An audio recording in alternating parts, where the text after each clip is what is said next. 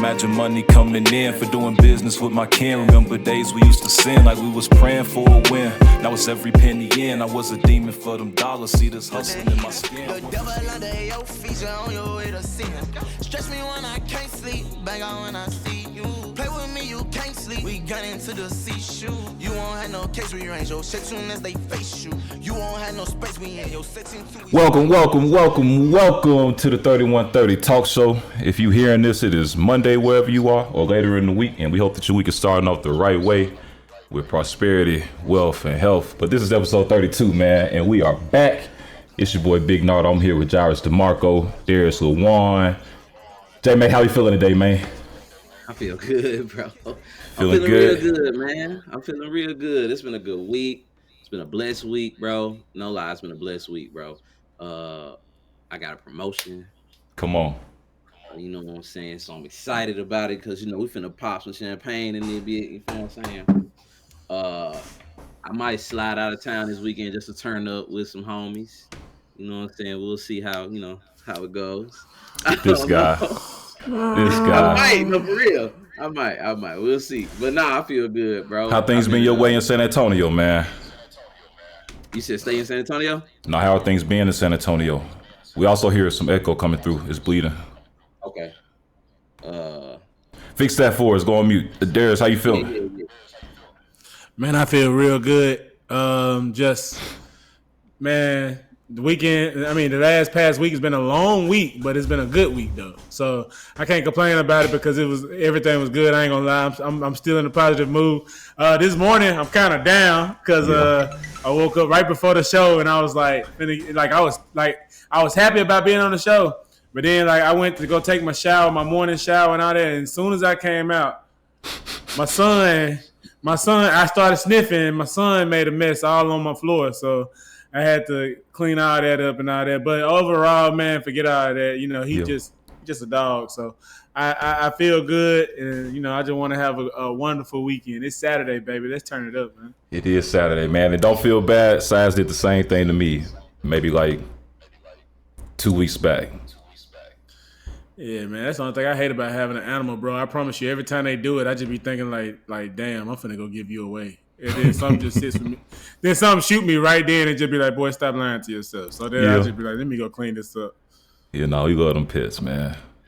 Yeah, we do, man. But overall, you might be bleeding through a little bit too, man. Double check your audio real quick in the background. Mine's is too?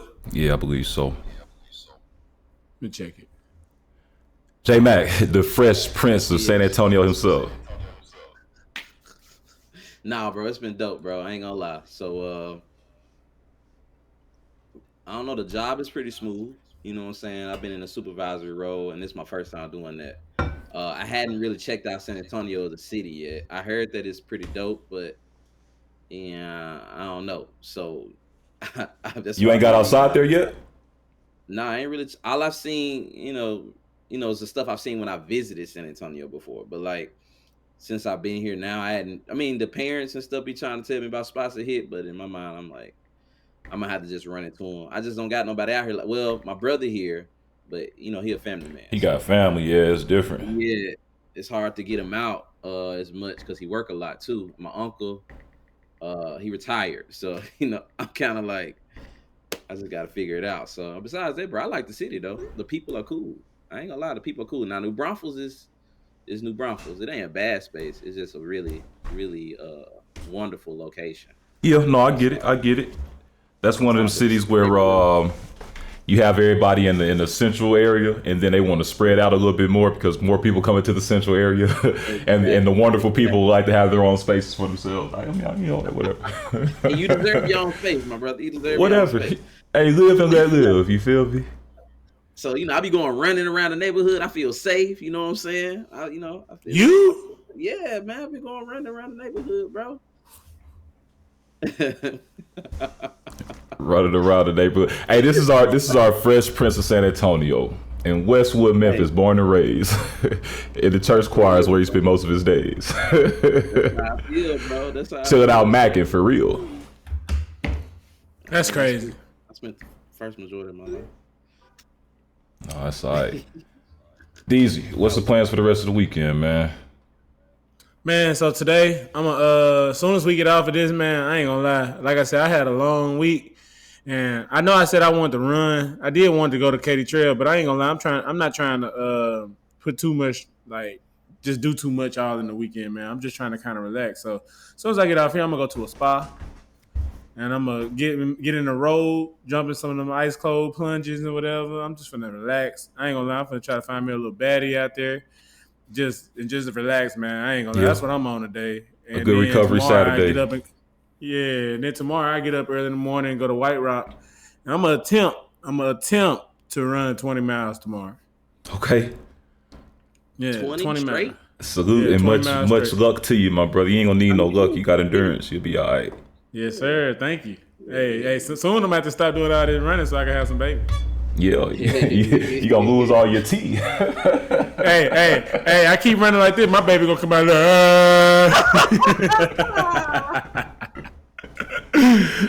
No, that's all right, man. That's good to hear, bro. Today I got hopefully so I don't know if y'all been seeing the stuff around AWS being down. That has impacted me in a couple of ways, and we could probably start with that or talk about it a little bit later. But the first way is that I've ordered a piece to get my car to have auto remote start, and it's supposed to make it before 2 p.m. and I got an appointment at 3, so hopefully it actually gets here and I can do that. It's finna start getting cold. I don't be wanting to go outside in the morning to start that motherfucker up, so hopefully we can make it do what it do. So you not having your auto, see, that's how you know you bougie. Because you not having your auto remote start has been messing with you. You gotta go out there and turn that car on with your key, man. Yeah, bro, it'd be raining, it'd be cold. It's gonna start being cold. But I'm supposed to go outside and actually walk out there and turn the car on and then come back upstairs. Right? No. You's a man. You a man. No. My daddy go outside, get in that pickup truck, turn that truck on. He turn that defrost on. He's sitting there for a couple of minutes, be freezing. But we be sitting there, thing be freezing. Then you gotta turn the doggone windshield wipers on when they start getting a little bit wet. Start wiping it out. Yeah, you can turn the heat on in that bit. I'm a 2025 man. We ain't doing all that. Then you can turn the heat on. I done grown comfortable with the modern amenities that we have. And I'm gonna take advantage of them. What I got, brother, and I'm gonna use it. I ain't gonna lie. My Honda been out here for a while, so I ain't gonna lie. It's a push to start, but I hate the fact that it doesn't come with automatic start. When I'm going to the car, so I still have to go get in it and crank it up. So it be freezing for real. So everything I just explained, I be doing it too. So I just dang man, I'm sitting here, bro, it's freezing, but I gotta wait till the doggone windshield defrost. So it just be man, bro, It's a miserable moment. Hey, first world problems, man. It's a good problem to have. Some folks can't drive nowhere, and I can appreciate and respect that. Hey, but y'all bringing it up made me think about when you was younger. I don't know if y'all mamas made y'all do that, but my mom used to make me run outside in the morning and get the car started. Up the car. Freezing cold, you got to run out there. Go on, stop my car for me, baby. And if you didn't go get that car started when she asked you to, it's almost like not leaving that chicken out. Yeah. I need to go out there and stop my car. Oh, I feel better. But you know what? Now the way you just explained that though, I ain't gonna lie. My mom and them, the way they used to tell me to go start their car, that shit used to excite me. So I used to just be running. It's I get to drive. I get to go. And then you be sitting in the front seat, just sitting there like this. You just sitting there playing with stuff, playing with music. You just sitting there acting like you playing music while you in the driveway. I used to do that. I used to be turned up, happy to turn the car on. Thank you for letting me get in the car, to crank the car up. The boy was getting them mental reps in, man. So did mama come outside. I just stay in the driver's seat. She be like, you gonna get out? I thought you gonna let me drive. Boy, if you don't get your I did all the work this morning. I'm driving. we can switch when we get to school, ma. Right. It was a privilege for me to be in the front seat to turn the car on. That was it. I didn't care. I'm right here, mama. All I gotta do is go up the street. I would have took that drive. I would have said, mama, I'm already here. Yeah, let me drive up the street. Let me look cool in front of my friends. Oh God! No, for real. They were Dad drove to school. But his mama taking his car though. He drove. I just let my mom use my car. She bought it for me. Yeah, I just let my mama use my car. She gotta go to work. She ain't got a car right now. She's struggling, so I let her use mine. Let her use mine. Brother say anything when he was a kid, try to make it look cool.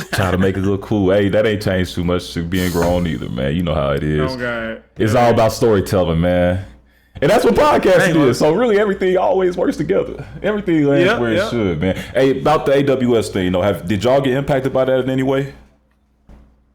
Not really. Not for real, bro. I ain't realized how much of an impact the AWS has. Like on Monday, I think one of their data centers went down, and so a lot of folks was having trouble with some of their apps. A lot of folks was having trouble just getting things from Amazon in a timely fashion.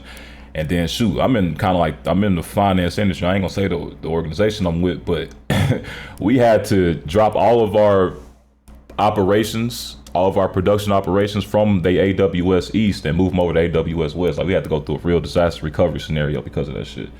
So that AWS drop really impacted a lot of people. AWS is the backbone for a lot of the world's internet stuff. I couldn't check my bank account because of that shit. You right, I couldn't. I was trying to get in, but I knew I had money, so I wasn't even sweating. I was like, fuck it. It's like that, bro. I had stuff that was down. Like even the other day, I just couldn't search on something. It was just one. Yeah, it was certain, and then that was another thing. Like certain things, you'll try to search something, it wouldn't go through. But if you search something else, like on another site, it'll probably go through. So it'll be like dang, I can go to this site, but I can't go to this site. It was kind of crazy. But yeah, bro. Yeah, it didn't affect me too bad though. They probably like 50 to 60% of the apps or websites that we go to, people using AWS as a backend in the cloud. That's crazy. It's really just big ass data centers over in Virginia, and I think they got one on the West Coast too. But it's just big ass data centers, and if one of them go down, everything that's stored on them go down too. And Amazon probably lost some money. They probably lost some respect in the industry. Some, it'd be a lot of reputational impacts. It's crazy, bro. What was going on, to be honest, y'all? I got on there on Twitter trying to search. Wouldn't go through. What you were trying to search? I was looking. Wagon Wednesday. You know the girl, the mouth, the big horse mouth. With the alligator, the pit bull mouth. Yeah. That motherfucker smile like this, boy. She eating and riding mouth. Eating and riding. Set out episode 31. We in a whole other episode, bro. That's called a callback, man. That's called a callback. Hey, episode 31, callback. These are all podcast topics, man. And podcast points. And in the list of topics that we had today, somebody put, what are your top 4 podcasts you rock with?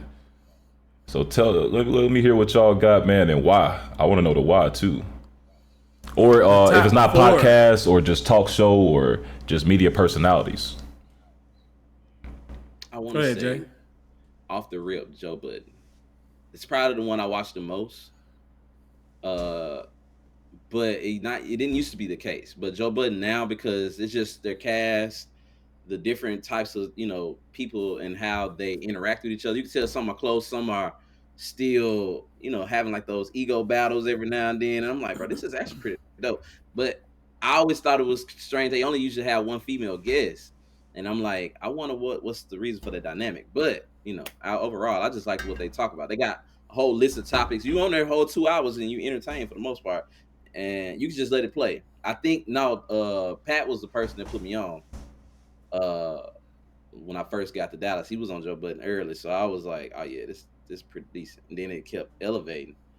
Outside of that, I can't say I got that many more. 85 South Show is gonna always be. It's just, bro, I think about it every day, bro. I remember talking about it on the yard, like thinking that was a good idea before it even came out, that we just sit down, do our thing. So you came up with the idea of podcasting? I did, bro. No, 85 South, the way they do it. I can't, y'all say I'm police, so I can't talk about it.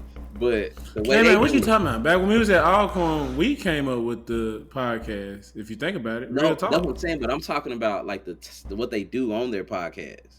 Yeah, we did that. No. Who did it first? Who did it first? Yeah, we did that, bro. We did it first, bro. Who did it first? Who did it first? Who did it worse? You never had the brain. You never had the brains to say, "Hey, I'm gonna start a podcast. Hey, I'm gonna start something the way they do on." No, that was us, bro. You don't have that. You don't have that. You can't take from us. No, bro. Shout out to the Real Talk Show. He was the beauty, not the brain. Yeah, man. Shout out to Erica, Marquise, and Shanthia, all them people that's out there that was doing Real Talk Show, man. J-Mac trying to take our shine, man. So is Real Talk one of your top 4 shows? Mine? South Show. All right, you say Joe Budden, 85 South. Who else? Yeah, 85 South, Joe Budden. What's some girls that come together? They came Poor off 85 Minds. South. Poor Minds. I really rock with Poor Minds. And it's a new set of two girls that I'm kind of liking lately, but just because they ratchet, they got their short hair. Uh, Dang, bro, I followed them on our page, but they got like both of them got short hair. They be talking a bunch of ratchet black girl stuff, but they also be talking about some good topics as well. Mm-hmm. But I know who you're talking about. I don't know their names, but I don't know. Yeah, But I know who you're talking about. I'm gonna have to look them up, but I can't. Yeah, look them up for us. So you got DZ. All right, so for me, my first one. So I like a lot of sports podcasts. So I'm not gonna say what's my favorite all-time podcast. I'm gonna say what's my podcast for the day. So I like 7 p.m. in Brooklyn. That's the Carmelo Anthony and them podcast. I like a lot of sports. All the Smoke with Matt Barnes and Stack. I also like the Club 520 because Jeff Teague and them boys are like relentless funny. They just really just be saying whatever they feel like about any situation. They don't care about what anybody feel about it. Like when I seen the episode where they were talking about Dwayne Wade's son dribbling a basketball, that's when I knew they didn't care because it was like, bro, like you knew that wasn't Dwayne Wade's son, but it's like the fact y'all playing with this man like this is funny. And then the last one, It Is What It Is. I like It Is What It Is with Cameron and Mace because they kind of just, like I said, it's just like how I said, they straight up, they real. They kind of not, you could tell, they got a name for each other, so they've been there for a while, so they can kind of be that real, authentic, themselves of theirs. But at the same time, I like those type of podcasts because it's like you can allow yourself to just be free and say whatever you feel and don't really care about getting canceled. That's what they shows is like. They shows is like that. Mason and Cameron do not care. So They don't. I like that. They don't care. About the idea I had. It wasn't real talk. Y'all had guidelines. What I was talking about is getting on there and being yourself and being able to do stuff that you can't do on camera. Y'all was like, nah, bro. You probably didn't even know I told Corey about it. Nah, bro, we can't do that because it's going to look like we these type of people and blah, blah. No, we can't care. We got to get on there and not care. There was a lot that we needed to unlearn from our college days and how we felt like we had to be perceived in the... Yeah. What about you, man? What's your top so my top one, of course, is the Joe Budden podcast, bro. And the reason why is I started watching Joe Budden probably in like 2018, 2019. So I've been fooling with dude for a minute. But the reason why I really started rocking with him is because that's like when I had first started making music. And one thing that Joe Budden did is that he used to talk a lot about the music industry. It's before he got as big as he is right now. And he would give a lot of game on just like business practices and the things that he has to go through as a businessman and a leader in his different spaces. And it was helpful for me to hear somebody talk about that because I didn't have people around me that was talking in that way. And so it always felt like I had other folks that's in the struggle with me that I can kind of follow behind that actually understand what's going on and, it kind of helped me with my path. And then another thing with the Joe Budden podcast now, kind of to the point that J-Max said, is that they got a nice cast of characters. And that's what makes me know that this show right here, the 3130 Talk Show, could be successful because I see a lot of the similarities between the cast that he's built and the things that we build in here. You know what I'm saying? And it's just a matter of getting in front of the right people. And so seeing stuff like that lets me know, we on the right path, we're doing the right things. So we got them.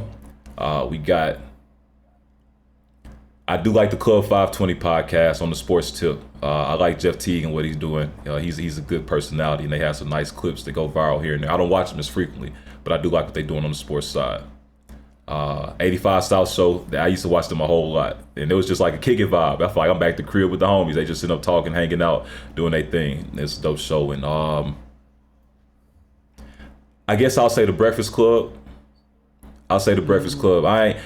I used to watch them a whole lot more than I do now. Being a fan of Joe Budden, him and Charlemagne beefing. So what I'm saying, I pick sides. And so it's like, all right, cool. If you beefing, I'm going with the guy that I'm rocking with. But I do respect what they do over there, man. And they've been a pillar in the media community for years. They had a lot of dope moments. I think back to like they recently got the Dame Dash. They had the Webby moments up there. Oh, y'all got some names with this movie.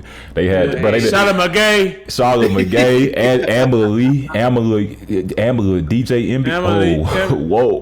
God, dang, y'all got some names. Y'all got some names, but I think they're my top four, bro. But the Breakfast Club probably didn't produce the most like moments within our culture, and so I can't leave them out, man. They good. Shout out Charlotte. What about so can I question why did Charlemagne and Budden fall out? What was their beef? I They just too big in the same space, and they eventually got to clash. Yeah. That's how it is, bro. They're both like smart individuals too. They like to feel like they're smarter than the other. So I feel I can see how that kind of happened. And really, I don't think that it's like a true clash. I think that we in the industry. It's like Coca-Cola and Dr. Pepsi. Competitiveness. Yeah. Like we just got to go against each other because we serving the same user base. It ain't no real beef. Like we can see each other, be cordial, talk and speak and all that. But at the end of the day, I know that I stand over here on my corporate side. You stand on that corporate side, and we got to make money and feed our families. So I get it. That's what's up, man. That's a shout out to Joe though, because like you said, they've been in the game for a long time. But Joe fairly new, not that he's new, but fairly newer compared to them. And he's already amounted to like the height a little bit. So I think people misquote that, because if you think about it, bro, and this is something that I learned just following him, but I wasn't watching at that time. He was on the Love and Hip Hop stuff like maybe in 2013, 14. But before that, he was on the YouTube and like just different websites putting up just like content of him talking, just days in his life, all kinds of stuff. He was really the quote unquote first rapper that was using the internet to connect with his fans. So he's been doing this stuff for a long time, bro. It ain't been as visible and as profitable as it is today, but he's been doing it for a minute. Yeah, but it still feels like this is the thing, like with him building his own podcast in comparison to the Breakfast Club, they're still comparable. And the Breakfast Club has always it's been around longer. Yeah, so it's just like speaking of podcasts, you seen what 520 said about your boy LeBron, ain't it, Pat? Hey, it's been a lot of talk from podcasts on Bron and sports stuff. Yeah, I didn't see what 520 said, but I definitely saw what Stephen A did. What happened on 520? 520, Jeff Teague was like, basically, he got a phone call. You remember when he used to bring up stories about LeBron and stuff? He got that. Hey, he said he talking about Bron, you a funny guy. From Clutch Sports. And said, yeah, man, hey, man, you a funny guy, bro, but, you know, you too damn funny, man. You need to chill out on LeBron. Like, that's the king. LeBron, I don't know why folks keep playing with the king like he not the king. When folks say he the king, he really the king. Don't play with the king, bro. People will come pull up on you about the king. It's like that. Like, LeBron got people pulling up on you if you talk. Yes, as he should. LeBron got people pulling up on you if you talking crazy. Hey, I'll pull up on somebody for Bron. Let me know. LeBron, the Black Mafia. Hey, bro. I'll pull up for Bron, bro. I ain't gonna lie now, with the Stephen A situation, I do believe what Stephen A be saying about it though. It's like, but at the same time, you a Stephen A fan, bro. No, it's not even to being a Stephen A fan. We gotta acknowledge our biases. I do like Stephen A. He, like he says, he speaks. One thing about Stephen A, he always speaks the truth. He don't come from an opinionated, and if he do come from an opinionated stance, he's always willing to change his mind as far as like because recently he just apologized to Kyrie about. It's crazy how a couple of years ago when that COVID stuff was going on with Kyrie, Stephen A was going crazy, going in on him every day. But then it's like now he looking at the stance of the world and like the United States. And he's like, now he realizing why Kyrie didn't take that stance and why he didn't take the shot. So now he'll actually apologize. So Stephen A really a real one, if you ask me. He gonna tell the truth. And if he feel like he's coming from a bad place or if he didn't really think through, he gonna change his mind. So that's one thing I like about him. But he said about LeBron, like he just saying, like at the end of the day, LeBron he be one way in front of the world, but behind closed doors, he's really not that.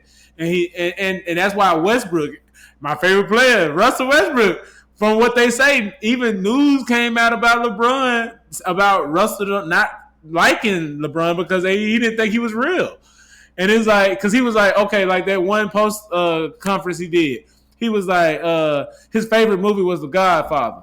But they was like, what's your favorite quote from it? And he didn't really know a quote. He didn't even say nothing. He was like, it's too many to choose from. It was like, nigga, cause that's not your favorite movie. Why would you say that? But it's like you just want to sound smart and you want to feel like you. It's a brand thing though, so it's like you got to understand for LeBron, this is a brand. You are the king, so at the same time, you want to be looked at a certain way. This is how people look at you. So I understand why LeBron do move the way he moved. Like when you in that type of light, you like Michael Jordan. You don't want nobody to make you look like any less. So at the end of the day, I understand where LeBron coming from, but at the end of the day, people just saying he not real and he not putting a real persona out for people to know who he truly is. And that's what basically 520 was saying. They was like, basically after they made them little stories about him, Buddy came back and just like, nah, man, you need to stop talking about LeBron. I like your stories. I like when you talk about everybody else, but when it comes to me, don't talk about me. And that's just something good, and it's putting me on that stature. And that's what LeBron is on. I can see it. It's okay. It's okay because when you got that much power. I don't think it's just like if you criticize me, don't talk about me. I think it's like certain things, like don't talk about my kids, don't talk about my family, etc. If you want to talk about my sports, how I show up in an NBA game, then do it.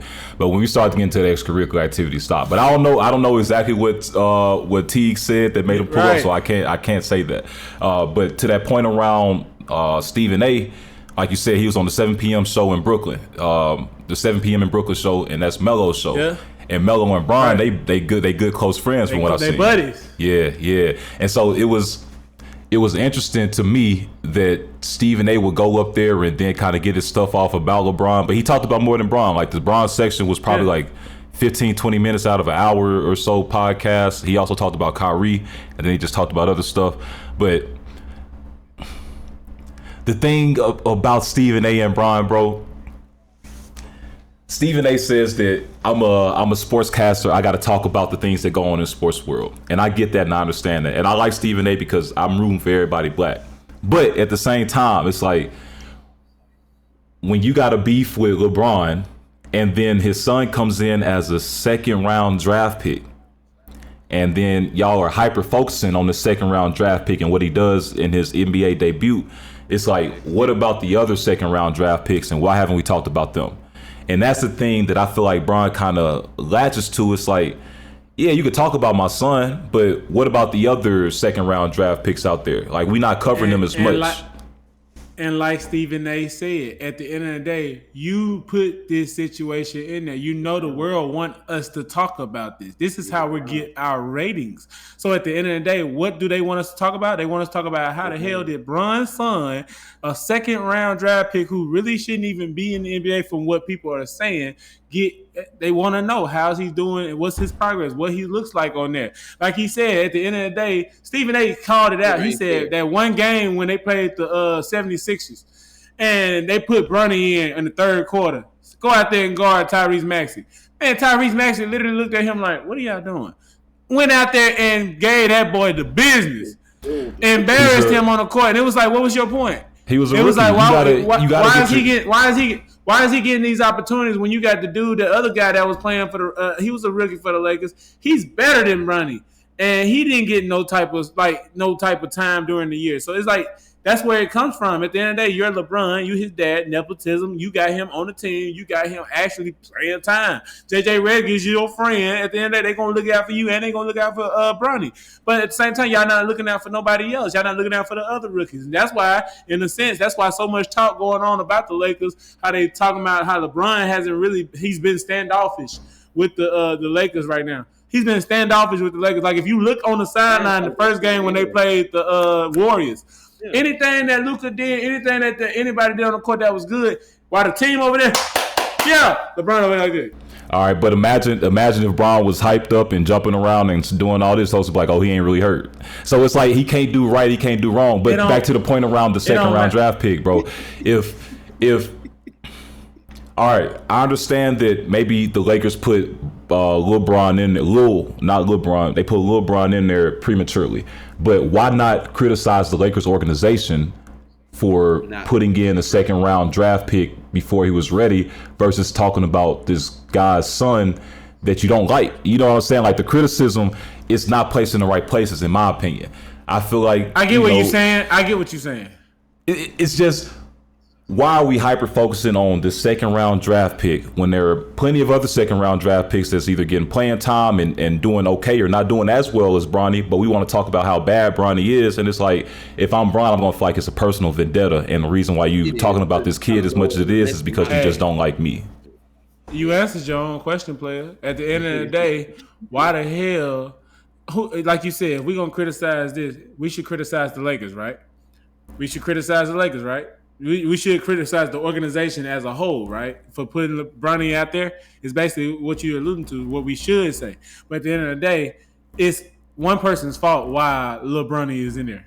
No, and that's the Lakers organization fault, not LeBron James Sr. Listen, think about it. Before Luka even got there, that was LeBron's team all the way. It's going to wherever LeBron go be his team. Anything LeBron wanted, they gave it to him. They didn't give him a big man like they wanted. They didn't give him a dominant big man like they always wanted to get him because didn't nobody want to play for the Lakers. Don't nobody want to play for LeBron. Just being it real. We just go ahead and put that out there. Don't nobody want to play with. The only person that wants to actually play with LeBron. Elbow nigga. What you need? Take a foul. Take a charge. Hey, we need you to get 15 points too. I'll get about 3. We need you to get We need you to get about 14 rebounds, 12 rebounds. I get about 10 rebounds and I get about 8 assists. All right. Yeah. I got heart, bro. All right, little Draymond. Yeah. All I'm saying is, hey man, the criticism that they bring about LeBron, that everybody is kind of putting out there about LeBron right now, from 520, from Stephen A. to Brian Winsworth, all of them. I ain't gonna lie, man. It's like when you look at it, like I told you, at the end of the day, I understand why LeBron is moving away. I just think at the end of the day, you got to be able, as a man, as LeBron. I'm not discrediting him, his manhood, but at the same time, as a man, LeBron, like, accept the criticism, bro, because you brought. I don't like that, bro. LeBron accept criticism, man. Let's argue. Let us argue. Let us 1-on-1, bro. We finna have a 1-on-1 to 21 real quick. Let's go. LeBron accepts criticism, bro. He is the only criticism he ever accepted was the fact that he's 4-6 in the finals, and that's a big thing. That's the reason why people say he's not as good as Jordan.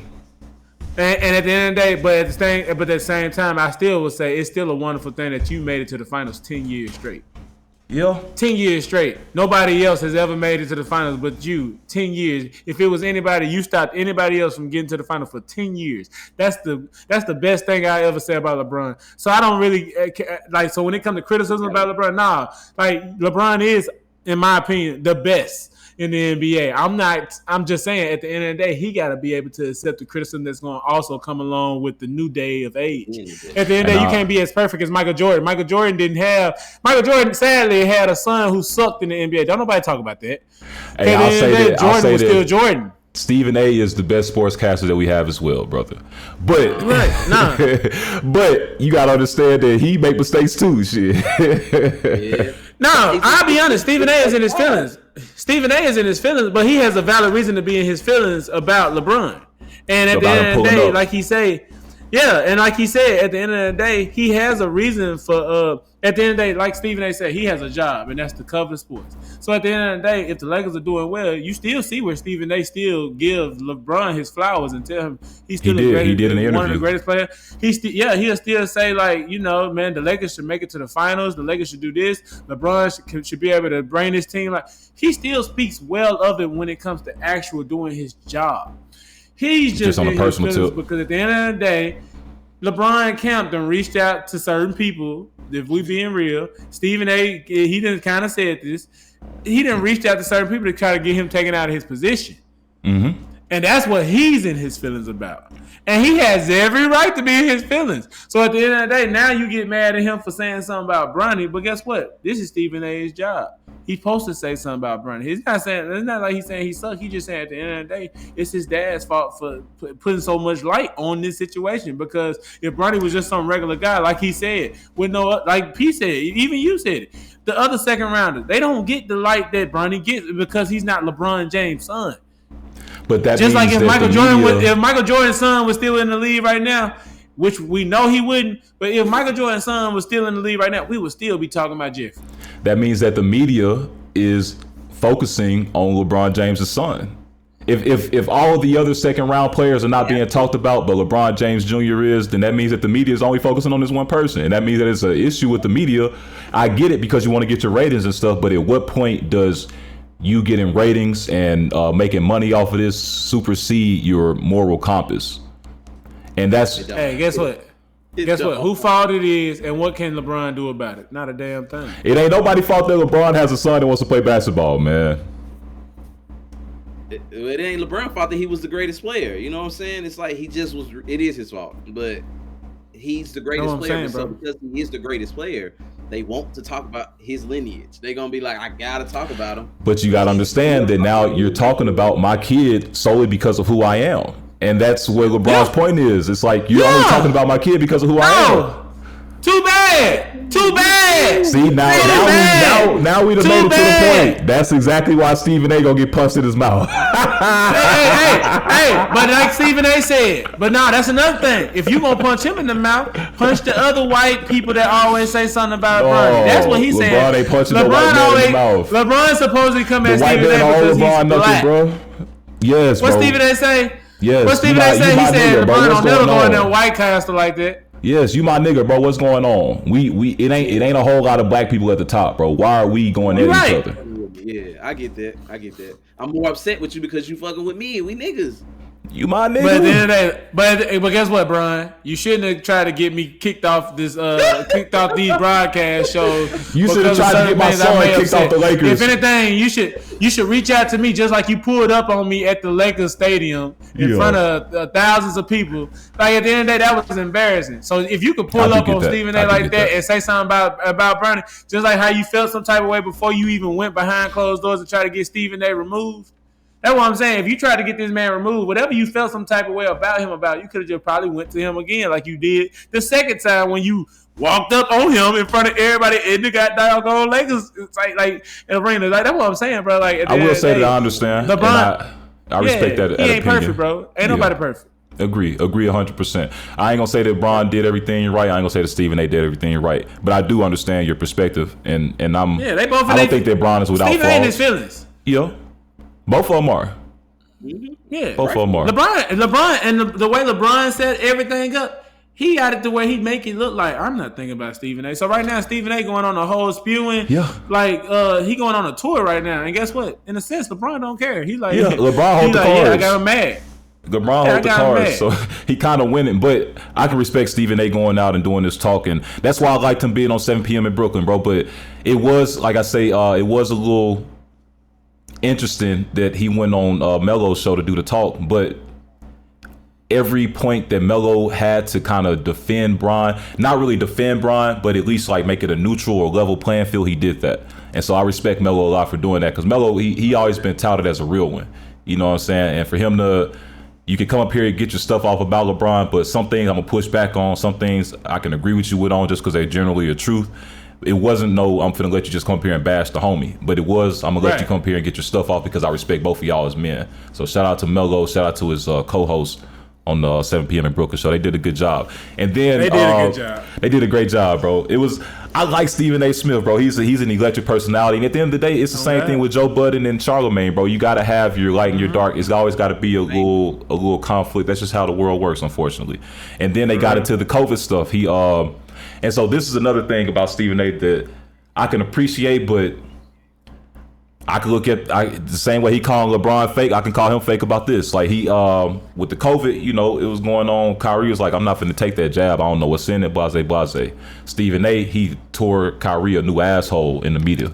The damage is now done. It's done, bro. It's done. He tore him a new asshole, and apparently Kyrie's dad, Kyrie's father, that Stephen A. Smith is very close with, personally, not professionally, like from the hood. Kyrie's father went and talked to Stephen A. and Stephen A. changed his tone. So that's another reason why the whole LeBron thing, you look at it in a different light. But that aside, Stephen A. went on the 520 show and he was like, you know what? Upon further review, I can admit that I may have been a little harsh on Kyrie for his stance on COVID and the vaccine. He's like, I got billionaires in my ear telling me that they taking the jab, so who are you to think you can't take it? And that's where he was standing on, like, from his corporate position that, yo, you need to go out here and do it, or you got influence and people gonna listen to you.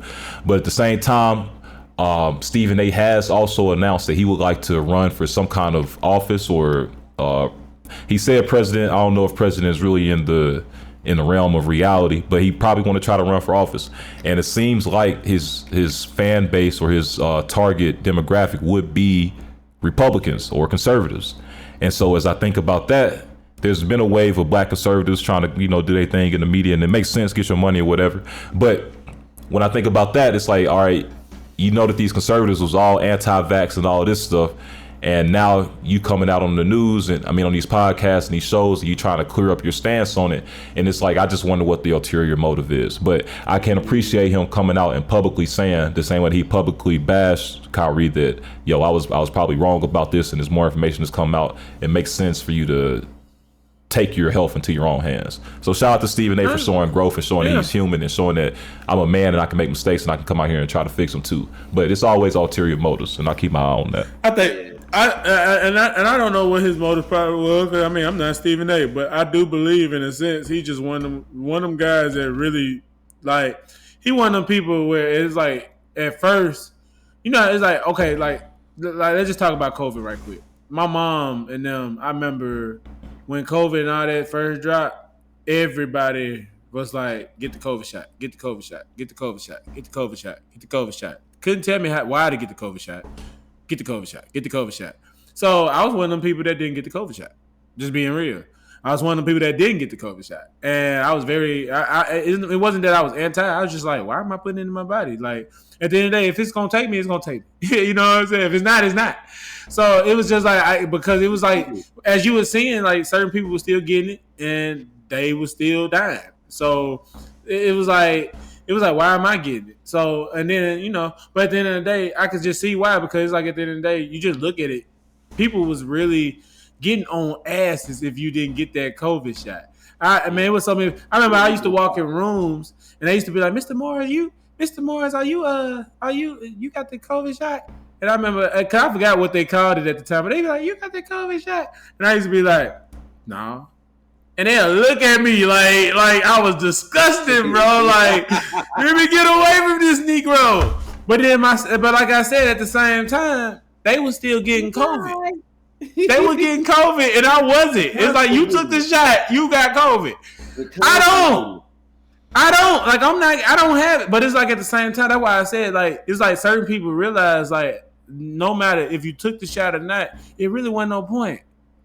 It's like it really wasn't no point if you actually look back at it. And it's like it wasn't really helping anything. Like, it was just like a thing for, like, in a sense, it was like, if you do this, you just look like you're trying to take care of yourself.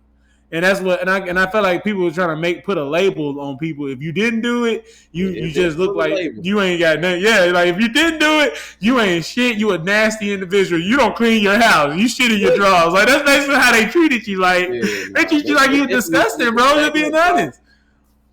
So it's like, so that's why I think his motive was. I think it was just more like, at the end of the day, he probably was one of the ones. Yeah, he got the COVID shot. But then, like I said, as time went by, you just think about it as those years go over and like, what did it help? And then also you do hear these other people that, like, again, that didn't take it and they stood up against for themselves. And now when you realize the vaccine didn't really, really help, it's like, yeah, at some point you got to apologize and just be like, you know what? That was some bullshit what I was saying about you. I done made you lose your Nike deal. Get what I'm saying? Like, I done talked so much shit to the point to where we even had the world talking about you. I talked so much shit about you to where I had the world talking about you. Now you done lost your Nike deal. You done lost this. And now, no lie, a lot of good things that happened for Kyrie. So that's why you just think about it as the universe just moves the way the universe moves. But just to be a man and say, man, you know what? I apologize publicly because you bashed him publicly. So, yeah, it shouldn't be no ulterior motive. It should be just, I bashed you publicly, and you know what? Yeah, after now I understand your standing, why you did what you did. I apologize, man. I'm sorry for being that one that did that. It takes a real one to do that. So I wouldn't even think nothing. He was trying to gain anything from that, because at the end of the day, it was just being a real nigga, if you ask me. Yeah. Most people was just scared, bro. I think most people were just scared, so they just said, you know what? Man, it was crazy, boy. I remember COVID like it was crazy, man. I mean, we used to have to, if you wasn't COVID, if you didn't take the vaccine every week. Like if you wasn't in the game, if you wasn't COVID. Hey, if you didn't get the vaccine, bro, you really had to go every week and get checked. Every week I had to go get checked every week to the point where it was like, damn.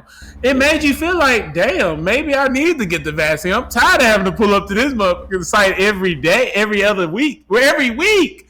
So it was like trying to make sticking something up your nose. And the crazy thing was they wasn't even doing it the way they said that they would do it. You know how some people was shoving that shit up their nose where they look like they were touching their brain? Man, where I was at, them motherfuckers just take the Q-tip and just literally go up your nose and just pull out. Do the other one, pull out. Check that shit, you good. And so it was like at some point, I'm like, bro, this is really pointless. Like, why are we doing this every week? Just to make these people let me keep my job. You know what I'm saying? Yeah. I think that maybe for elderly people, even though most of them still died, a very yeah, what I'm saying, they were gonna die anyway. Think for elderly people or people that were already sickly, maybe it was best for them. But again, I don't think it wasn't a lot of research done on it before it even came out because we were so scared. People would just like give them something, and then it kept turning to a different type of vaccine, and it was like, yeah, this starting to look a little crazy. I don't know. I didn't take it.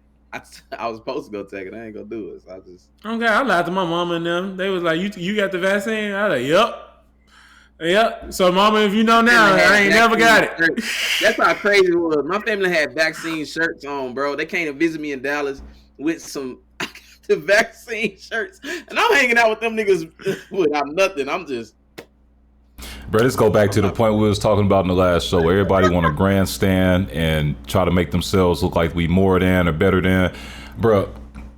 That whole COVID shit, y'all know I'm a conspiracy theorist. All right, even as a kid, bro, in high school and shit, I was looking up like how the heavy metals in vaccines that you get as a kid, like your measles, the pox, whatever all the shits is. The hepatitis, all them shits, there's heavy metals in them hoes, and there's theories about how that can make kids autistic. And then the guy RFK, Trump made him like his head of health or something like that. And he even had the same kind of opinion that maybe these vaccines are doing something to our kids. And so I've always been a bit cautious. I've always been a bit cautious when it comes to putting stuff in my body. And so when the COVID stuff came out, I was doing research, bro. I'm a numbers-based person, and everything that I saw said this has a 99.9% survival rate. And I'm like, if this has a 99.9% survival rate, this is basically the common flu. This is basically a very bad cold. And while I get it, if you got comorbidities, you got high blood pressure, you got diabetes, you got all this other stuff going on, it can impact you a little bit worse. But for me personally, I'm like, maybe I'm just a selfish asshole and I don't mind being that. It's like, I'm not finna take this shot and put this stuff in my body. They done research for 3 months. And y'all trying to mandate me to do it. Y'all can suck a dick and die. Right. Look, if you done had a kid since 2020 and something wrong with them, blame COVID. Yeah, COVID fucked up. I believe everything. you can't blame the vaccine. Because a lot of us, our parents, out of fear, got us vaccinated, very early. So a lot of, when I look at it, most of the people that we know that have children are struggling with it. At least 1 out of their 4 kids got autism on some type of level. You know what I'm saying? And so I'm like, it's more so with our group of millennials. You know what I'm saying? Like their kids are usually the ones struggling with a high level or low level of autism. And I'm seeing it more commonly. So I'm like, maybe we were, something was placed in us that we didn't really understand with those vaccinations when we were kids. Now I'm like, everybody autistic.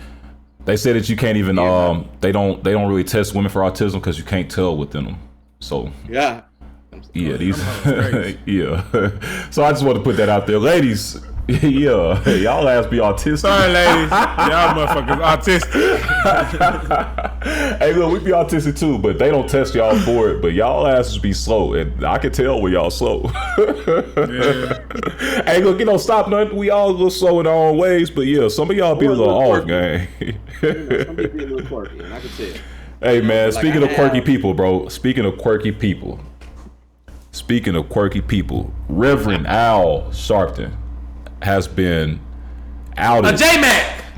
Outed as a federal informant. Now, Reverend Al Sharpton was in proximity to Dr. Martin Luther King. I don't know if he was in proximity to Malcolm X, but he may have been. Close enough. And the head of the CIA, probably like in the 60s, 50s, whatever, it's a quote that says, "There will never be another black leader unless we create him." And for Al Sharpton to have been at the forefront of black politics, black religion for this long, and to be a CIA asset, just goes to show that all the stuff that they've been doing, they ain't never stopped doing, and they ain't never gonna stop doing it, man. But I ain't surprised. I'm not surprised that Al Sharpton is the FBI informant. It doesn't surprise me at all. I mean, it don't surprise me at all. People have been saying that Al Sharpton has something to do with MLK and all this other stuff. And the more information that comes out, the more clear things become. What y'all think about that? Nobody, I don't think. I think when it came out, it was like, oh, this makes sense. Because everybody had already, there's been years. Niggas already been saying people, yeah, putting Al Sharpton in that lane. You know what I'm saying? Of being that type of person. Even any media that comes out that discusses Malcolm, Martin, and Al and their influence, it always shows how Al was kind of like against or trying to overdo whatever they were doing. It's never like he had true partnership with them. You know what I'm saying? It was always like, I'm gonna be close enough to know enough, and I'm gonna have my own agenda, which is what the CIA was probably helping him fund and do since he was an informant. So that's crazy to me, but it's also like makes sense. I mean, I would have never thought. I mean, I never just really cared for Al Sharpton. He always been like some type of. Character. But when they said, yeah, he was always some type of character to me, if you ask me. But the fact that they was like that he helped take down like music executives, it just go to show like when he was always pulling up with all these different artists and stuff, he probably always had like background information just by being around these people because people was wearing wires and shit. Them. Yeah, like you got to think about they was trusting this man around them because they were thinking again, like you said, black leader, black political leader, black whatever. He posed like a pastor and all this. It's like at the end of the day, man, it just go to show you can't trust nobody out here in the world, man. I know who we can trust, and we finna get demonetized. We finna not get no more views. Shout out to Louis Farrakhan for always being a real one, man. Yeah, and they took Louis Farrakhan off of all social medias probably 4 or 5 years ago, when he had an Instagram, Twitter, or anything account since. And I used to follow him on Instagram, listen to what he say, because he say some good stuff. And the one thing I can appreciate about the nation is that they, from what I've seen outside looking in, now when you get into it, maybe it's a little bit different. Maybe they treat it coldish or whatever you want to call it. I'm not in it, so I can't speak on it. But what I've seen is that they don't hide information. And that's the one thing that we need as black people. We need information to be readily available and be given to us without filters so that we can take it and try to apply it to our lives to be better. And when niggas is working for the government and hiding shit from you, it don't help us out as a people. You just self-serving. And so, yeah, man, it's crazy what some of our Christian religious leaders be doing, bro. And niggas wonder why the rates for religion is as low as they is today. People, it's too much personal influence, personal gain to be sought within the political and religious realms, and folks don't trust it.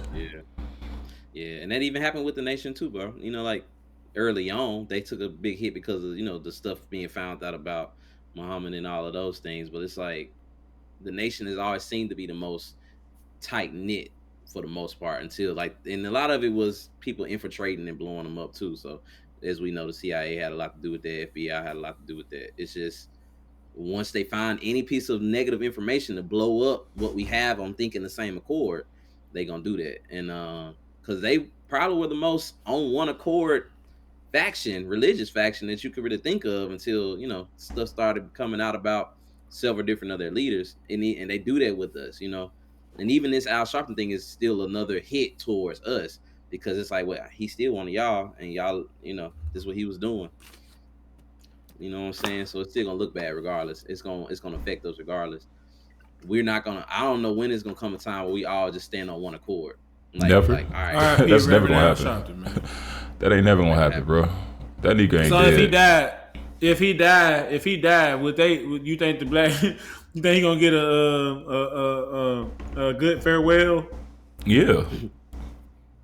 because it's gonna be other people that want to come up off his death to get their political and religious gains. So it's gonna be people the game is always gonna be the game, and niggas gonna always play it.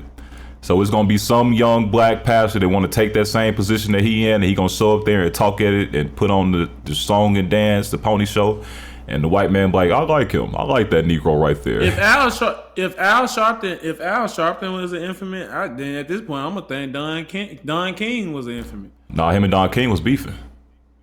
Yeah, but I can't. Because Don King was doing shady stuff, bro.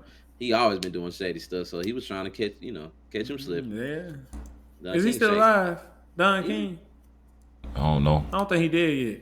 The only reason why I asked her, I was like, you never know, man. The way they be putting people together and having, they probably like what they said about like Malcolm X and Martin Luther King. The dude did an interview on Breakfast Club the other day. Oh, yeah. He said that Martin Luther King and Malcolm X, they never had real beef. It was just it looked better that they that didn't see each other in a positive light or didn't in the world as far as looks. But they respected each other. Mm-hmm. So you never know. Al Sharpton and Don King probably just didn't respect. They respected each other. They just had to act like they ain't like each other. Mm-hmm. Yeah, Don King is 94 years old. He was born in 1931, still alive. And Don King used to referee all these boxing matches, man. And moving us along, I'm seeing this R&B beef. So we might need a Don King intervention right here. Who finna get down?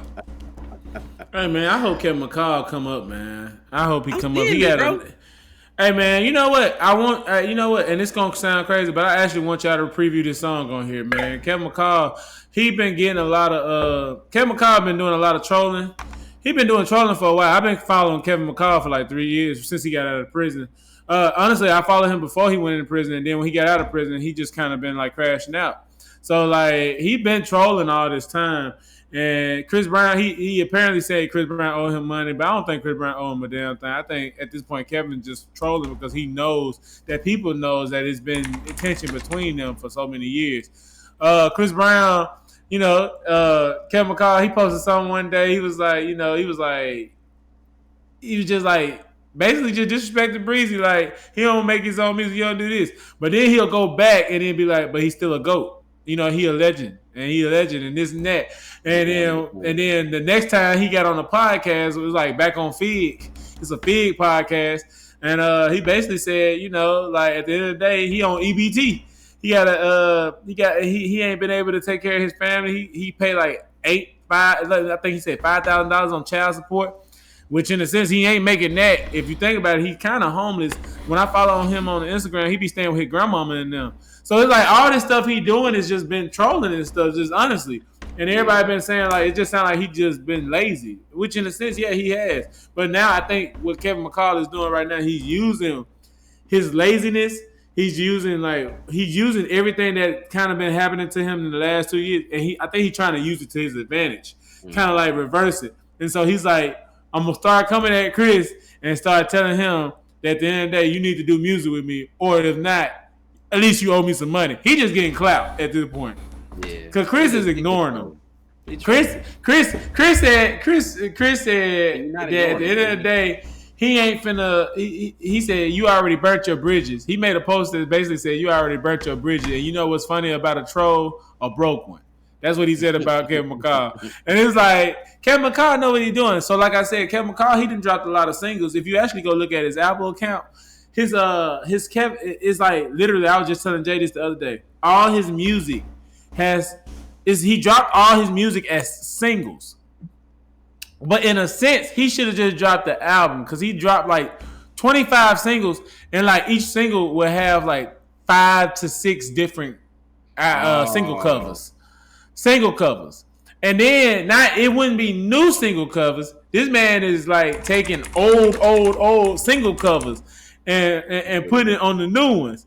So it's in a sense, it's making it look like he just spazzing out in a sense because it's like, I don't know, man. It's mental.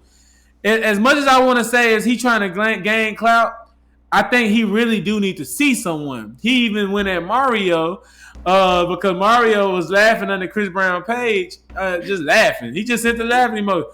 And Cam McCall was like, oh, so you want to laugh, big nose? Like, he started talking about him and all that, talking about his nose and all that. He was like, well, if you want to talk no, he like, let's do a sing-off. I don't think Kevin McCall is well. Is basically what I'm saying. I don't think he's well at the moment. He actually was just at Ray J's house yesterday. We know Ray J ain't well. Ray J, you ain't well. Ray J is cool. Ray J is cool with Chris Brown. They did a whole they cool with each other. But I guess Ray J, I think he be taking certain situations and be again clout. I can probably make some money from it. I'm funny. People don't take me serious. So he basically had Kevin McCall at his house, and they made some music. And also he previewed a song that I want y'all to preview on here. It's called "Risk It All." Man, like I said, Kevin McCall is a real talented artist, bro. And I just hate that it ain't no real R&B BP. I'm just gonna, because I know you let me have this R&B moment because bro, it ain't no real beef, man. Kevin McCall just going through an episode and they need to get together. He also just got in a fight yesterday. Yeah, he was like on his gram. He showed his knuckle. He got like a little cut right there. His eye was swollen, and he had a little mark right here and a mark right here. And he had some girl cleaning him up and stuff. Like I said, Buddy ain't well, bro.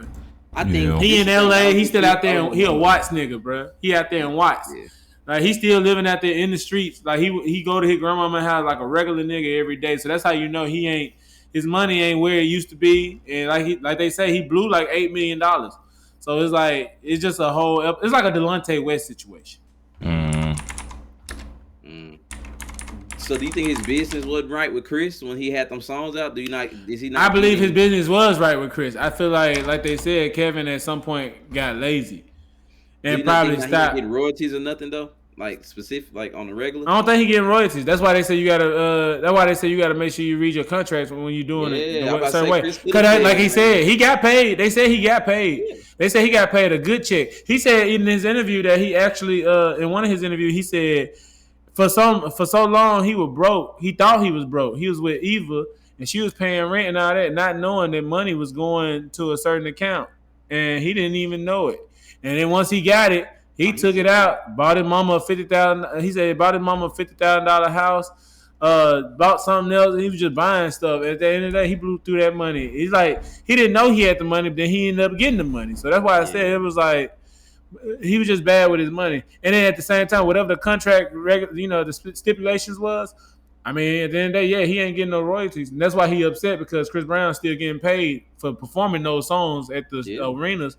He ain't getting paid. But it's like, that's your fault. And at the end of the day, like Chris Brown said, you knew what the contract said. You knew what all this stuff said. So it's like at the end of the day, if you can make a hit song, why haven't you made one now? That's what basically he said. Like, why you still ain't making hit songs if you a hit maker? Young Thug then took it. Young Thug then was trolling. He was like, man, tell K-Mac I'll give him $25,000. And you can talk to Chris Brown. He'll give you $25,000. Man, Chris Brown said, Thug, keep your money, bro. Thug came back like, man, I ain't know the situation. He was like, yeah, my bad. Like, I don't want to do it. Been talking, bro. I would have said, Thug, bro, you got enough. Thug at this point just trying to find a helping hand that somebody that need his help because he going through it. He need a new gunner. He trying to find a new gunner. Come to me, Kevin. Like I said, hey, Nardo, if you want to, man. Yeah, I got to queue up. Y'all ready? Yeah, Kevin McCall, Risk It All. This the world premiere on the 3130 show. K-Mac, premiere. Risk It All. I like this song. I've been had this on repeat for the last week, literally running and everything. I love it. Oh, Lord. I've been seeing people reposting it and shit. Oh, Lord. What happened to Nardo?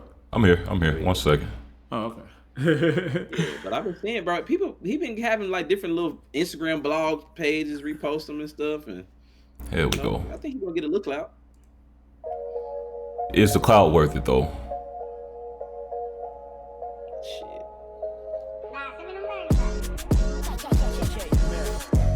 Say the heart don't lie. No surprise, I'm back outside. Yes, we barely on that time. If you own that, then I'm on that too. It's okay, girl. Karma, that's my bitch, she on the way, girl. Fuck it if you feel some type of way, girl. Maybe we should go our separate ways, girl. Tryna press ya, her in the bestie. I'm tryna text ya, she tryna press me. Can I trust her? Can she trust me? Don't do the sneaky. Don't wanna hurt you cause I really care. Part of me don't really wanna play fair. When I need emotion, never there. I'll be wrong if I take it there. should have gave this to somebody. You can't go back and hold it against me. No. What he say? Checking my phone, knowing you ain't hear me. Hear me. I'm ready to risk it all. Since you can't test and call, you want some fun shit. Why should I care at all? Yeah, that's hard. It's a good sample, bro. Yeah. Bruh, Yeah, he should drop more music and stop trolling. Bro, what? Bro, that is hard, bro. Like, hey, bro, I've been playing that all week. Man, that girl from Detroit, man, you can suck it. What is happening, bro? What is happening? Hold on, whoa. Speaking of folks, hey man, shout out to Kevin McCall. That song was hard. But speaking of folks wilding out and making inappropriate jokes, have y'all seen what Kendrick Perkins did on ESPN Live on national TV? Yes. Yeah, Kendrick Perkins wilding. Hold on one second. That man funny, bro. Kendrick Perkins was like, he said, "Why would you need ibuprofen when you got a perk? When you can have a perk."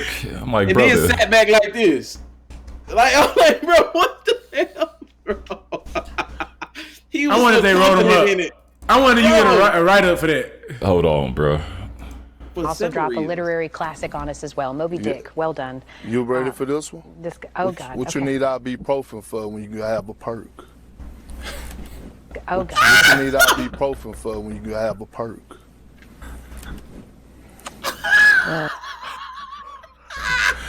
Hey, look, it wouldn't have been so bad if he wasn't sticking his tongue out.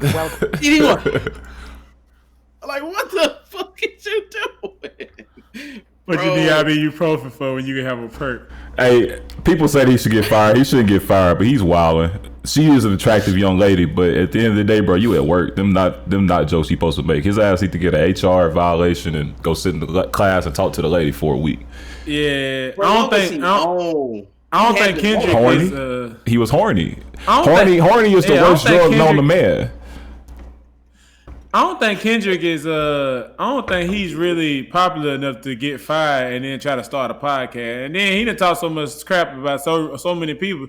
He'll end up as one of the people that like Kwame Brown's. The people wouldn't watch Kendrick, so he needs to try to keep his situation. That's all I'm saying. Yeah, agreed. Kendrick Perkins, man, you wildin', brother. Calm down. Too horny, brother. Don't let the horny take over. Cam Newton done punched the mascot yesterday. Yeah. A mascot for HBCU. Yeah. Right. Yeah. I wonder if Stephen A gonna call out Cam Newton for punching a black mascot and not a white one. He was there with him.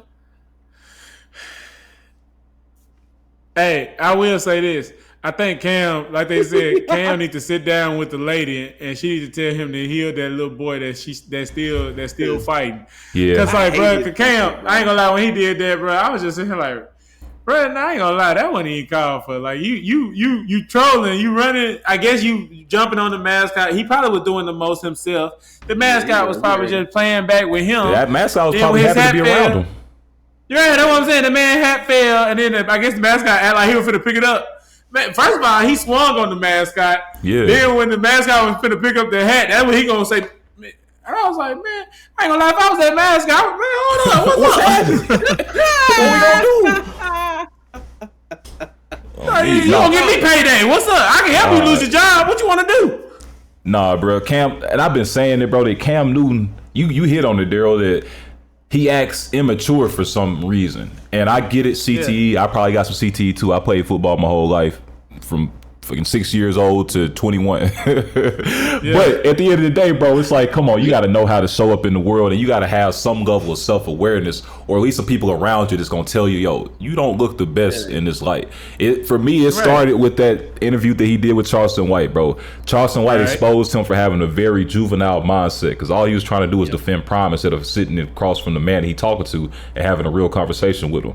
And then he started to do more stuff in the media. You hear about the women and the kids, and he had to sit down with Dr. Cheyenne Bryant. She started exposing some stuff about him. Not like exposing them for things that we don't know, but it's just you kind of expose his mindset to the world. And then you get into this scenario here. It's like, come on, Cam. But I will say that I've been seeing Cam on ESPN outside of the antics and stuff, and I think that he does a good job as a media personality. I think he needs to rein in like the outside of work stuff. Like don't give us as much access to you, brother. You a great person at what you do. You was a great football player. You a great sportscaster. We don't need to see your personal life because your personal life ain't 100% aligned to what you do on a day-to-day basis, and it can bring your brand down. No, for real. It's doing it. This right here gonna help do it. I think his side show or his personal show, depending on who he has on as a guest, it could be decent. But whenever he pivots to his point of view about things, it tends to be like, I'm straight. Because he I don't know, I just think he's a little immature. I don't know what's going on with bro. No idea. Yeah, man. Like I said, bro, Cam just need to. I don't know. He just need to. He need to just chill. I love his podcast though. I like his little 4th and 1 when he talking when he going at Gilly. I love it. I love when he going at Gilly, bro. He got his like sections on his show. Like he got an actual podcast. It's called 4th and 1. Yeah, I know, but like he got like different sections like for that podcast. All I'll be saying is like when he's sitting in that chair next to another. Chair. That's like he just like he got like a Shannon Sharp thing going on. He got like 2 different shows. He got like a nightcap. Okay. He got like a nightcap. Then he got a Club Shay Shay. That's how he got it. They said that Cam Newton is a replacement for Shannon Sharp for ESPN. Yeah. Have y'all noticed? Oh, that makes sense. You right. That's what they said in the meeting when he did that interview with Breakfast Club. They was like, they tried to basically ask him, how they try to ask the questions, without asking it. How they without asking, they was like, so how has it been taking Shannon Sharp's position? And he was just like, he was, that was the mature answer. He was like, basically at the end of the day, Shannon Sharp is like my role model. I look up to him. Everything I do is kind of what he does with the shows, with this and that. And at the end of the day, if I ever need advice, I call him. He was like, basically he spoke well on Shannon Sharp. So that's a good thing about Cam. But he ain't blast him. But at the same time, like I said, Cam just got to wonder. He got to start watching where he at sometimes. Some reactions is not full call for a reaction, bro. Like, why are you finna steal off a mask? Why did you steal off a mascot? And then why did you tell him stop playing with you like he's not a mascot? You at a school with a bunch of students. Like, come on, bro. Like, if you gonna be childish, be childish when it's time to be childish. Be childish when it's time to be childish, and stop trying to put on a persona like you this person. You're really not that guy, if you ask me. I don't know. Like, I'm not trying to set no beef, but I don't think you that guy. I don't think you know tough guy. So it's like, why even try to act like it? And and then what's crazy, people be talking so much. No, that's what I love about social media. I love to read comments. People was in the comments talking about something. He be spazzing out because his outfits make him spaz out. He said he be feeling like people be playing with him because of his outfits, and so he be having to step up, like show up. But it's like, bro, if you got to show up because you think people playing with you because of what you wearing, at that point you might need to change what you wearing because like, why are you wearing it? His pants do be a little tight, man. Yeah. He dropped that hat. First of all, I can't even see how you have a hat that perfect. You be having them hot round top hats. Then right. Then sometimes he'll have his locks sticking out the head. Like what? No, but bro, Cam was an icon, bro. That Superman. That was probably the most brandable quarterback that we had from them years that he was there. Even a little bit after that, bro. He made an impact on the league. But it just do better, Cam. I want to see you be great, bro. You got the foundation. It's just these little side quests that he going on is throwing off his main mission, man. Yeah. Cam needs to stop listening to Youngboy. Go listen to some oldies, man. Or maybe you need to start listening to Youngboy. Stop listening to the oldies. Maybe that's what it is. But we had put a topic on here that Youngboy's show is canceled and the fans do their own little concert in ATL. I saw that. Yeah. Youngboy's supposed to be in OKC. Well, he coming to Dallas on the 30th, and he gonna be in OKC on the 1st. And I don't think we gonna go, bro. But we can have our own YB concert in respect for the GOAT. Yeah, I wouldn't even want y'all to go at this point. They be let me go ahead and put it out there, man. Because hey, man, this is the middle of the show, and your boy. The reason we ain't going to Youngboy, I mean, we could have went to Youngboy. We could still go to Youngboy in the sense that we did, but we going to the Darius LeWan show. Yeah. So Darius LeOne is gonna be open. Kevin Gates is opening for Darius LeOne. Yeah. Louisiana great. Yeah. Nah, Kevin Gates is closing for my guy. You feel me? Yeah. We got Kevin Gates. He's a Louisiana great. He's opening up for Darius LeOne. He closing for Darius. Yeah. But for real though, in Austin, Texas on Halloween night, Darius LeOne, me in the flesh, is gonna be in Austin, Texas, and I'll be performing at the Moody Amphitheater, opening up for Kevin Gates. Also, Big Boss Vet, she's gonna be there also opening up for him as well. So it's gonna be a wonderful experience. It's my first time actually opening up for a major star, major album. I feel like it's only just the beginning, bro, and it's only a blessing, man. So this is my first time actually making a major announcement. I know I said on Instagram that I was gonna make an announcement, and everybody was like, "Where's the announcement?" Well, honestly, I didn't want to put it out there because at the same time I was so excited about it, but at the same time, like, people don't mess with you. So I was like, it's like if I put it out there, it's gonna be like, wow, he gotta, wow, he gonna be performing. But I was like, I'd rather show y'all what I'm doing. You know what I'm saying? Instead of just putting it out there, because at the end of the day, the people that matters the most gonna be there for me, and so that's what I care about. Yeah. And man, I'm just gonna make the best of this situation, bro. I'm opening up for Kevin Gates, bro. So Kevin Gates closing for me, y'all. Let's get it. Good shit, my man. Good shit. We can't wait to turn up. I'm dressed in all black on my security shit. I want somebody to try out. Slap the shit out of me. I've been waiting for opportunity. Wait for opportunity. My dad said, make sure your homies don't rough nobody up now. I said, yeah, we don't need them problems. Lift a nigga off the ground. Don't bring that thing with you. But that's a blessing. Oh, you know I'm gonna have that blade on me. You know I'm gonna have that blade on me. Hey man, that's gonna be a real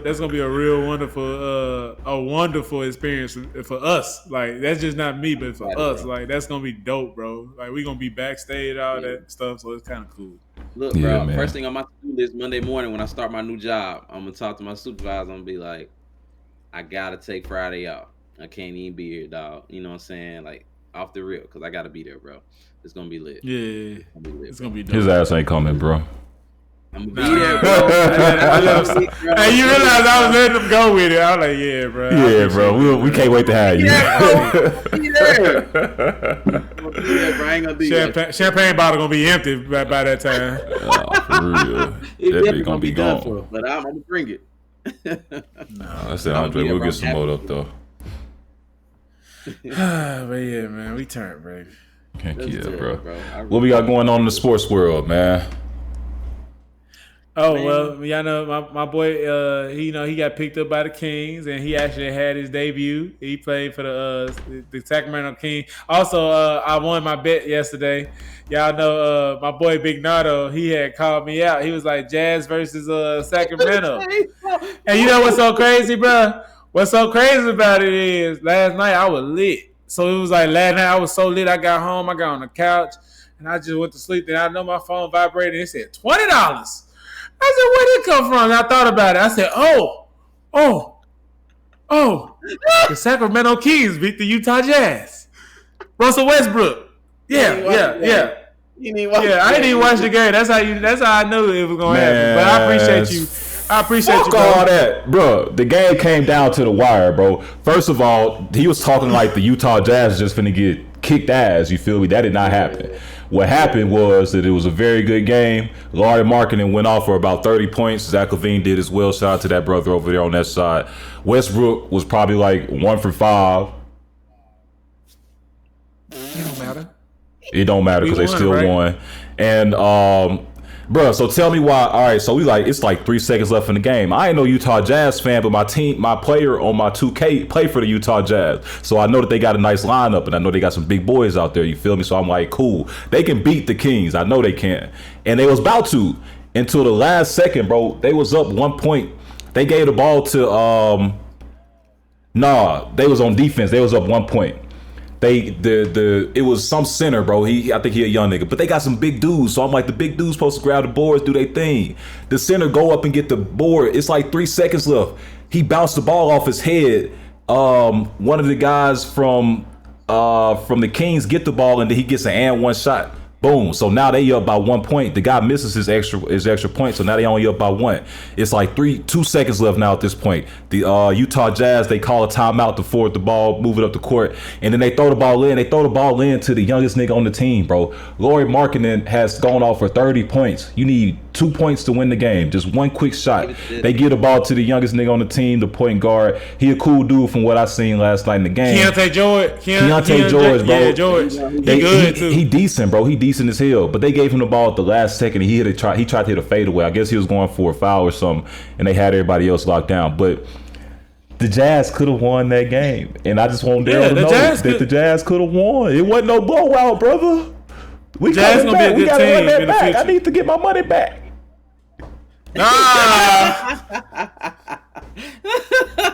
Hey, the Jazz are gonna be a good team in the future. Nah, for sure. Sacramento also just finished. Ace Bailey ass over there too. Yeah.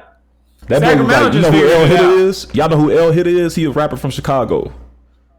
Hold on, bro. Yeah. I want to laugh at y'all real quick. Hold on. they figure both teams gonna be figuring it out. Like, so it's gonna be a while. But yeah, that was a good game though. All right, I seen what's called score. I was like, what? Yeah, bro. When I tell you that thing came down to the last second, bro. Most of the games did. All right, bro. This is Ace Bailey right here. Right. All right. This L Hitter. That niggas looking like, bro. This bro, if he ain't go to the NBA. Look at it. Look at this picture right here. Oh, bro. Look at him. That's the same dude, bro. Hey, I ain't never seen him in the same room at the same time. I'll just say that. Yeah. I be having too much random shit in my brain. I should know who L Hitter is. It's the fact that you knew. I was sure like L Hitter. Man, y'all know L Hitter. I heard of him. And I probably seen some videos and just kept scrolling. He was one of them wild young Chicago niggas back in like 2018, 2019. But you a real rap nigga though. I ain't gonna lie. I mean, no, I have a photographic memory, bro, and it's a gift and a curse. I forget the shit I should remember, but I remember everything else is bullshit. Right. It is what it is. It is what it is. I thought that Rockets game was a really good game. I mean, it really got down to the wire.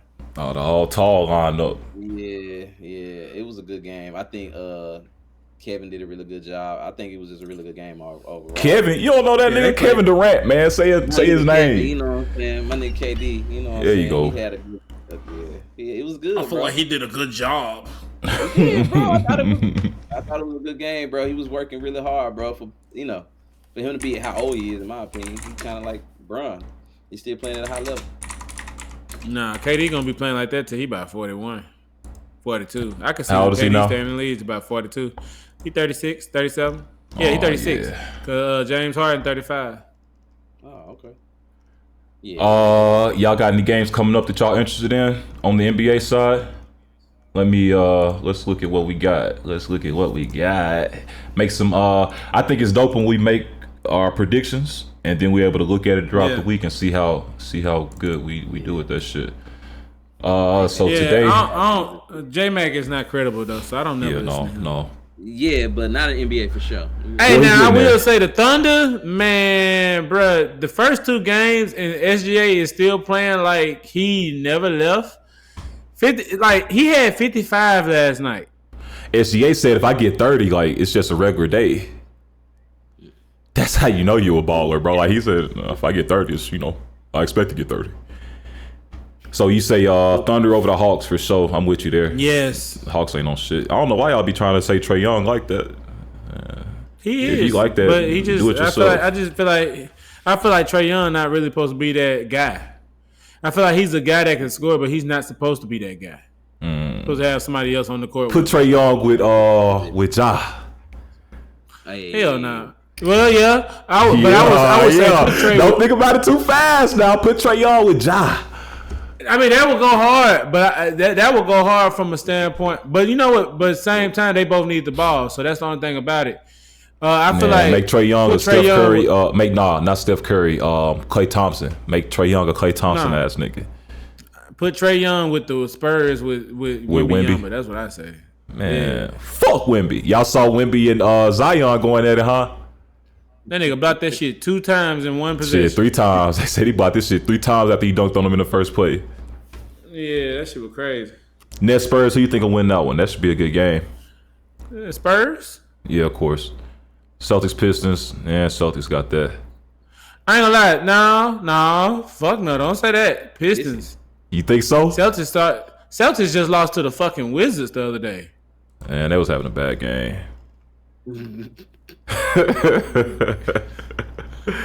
Lakers and Kings. If LeBron not playing, still Kings. Ooh. Raptors and Mavericks, of course, we know what that is. The only reason why I say that the only reason I say that is because the Lakers lost to the Warriors for opening night, and I feel like Warriors are good, but no, the Warriors good. Warriors, they better than the Kings for shit. So yeah, for sure. But I just don't see them. I just always look at the Warriors defense. Like Draymond is a defensive king, Jimmy Butler is a defensive king, but then if you don't got them playing like crazy, then it's in a sense, then they're easy to kind of score on if you ain't got Jimmy and Dre playing D. But the Kings actually got some defensive players, so that's why I would kind of say, in a sense, the Lakers shouldn't beat them, but we'll see.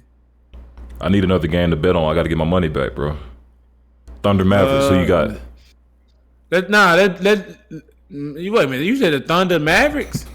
Yeah. Man, Thunder. Not bet on the Grizzlies game, bro. Nah, Thunder. If any game that would be actually even, we should bet on the Nuggets and the Timberwolves game. You like the Bucks on the Knicks? Ooh, Nuggets and Timberwolves. The Bucks is I think they 2-0 right now too. I think they won last night. I ain't going against Giannis. I don't know, man. I don't know how you gonna get your money back. Cause I gotta try. These teams ain't hitting like I want them to, bro. I ain't gonna lie. I don't know what's gonna happen this season. I'm with you. I look. Sadly, I underestimated the Jazz, and they actually started off decent this season. Yeah, they did. They 1-1 now. But no, it's gonna be a good NBA. It's gonna be a good NBA season, bro. I'm excited.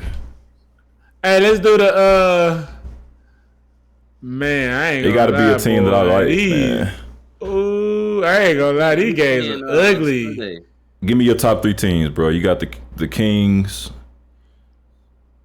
All right, I really don't like the Kings. I just take them because you like Westbrook. Yeah. But I just like Westbrook. But my top 3 teams for real, like right now, would be the Clippers.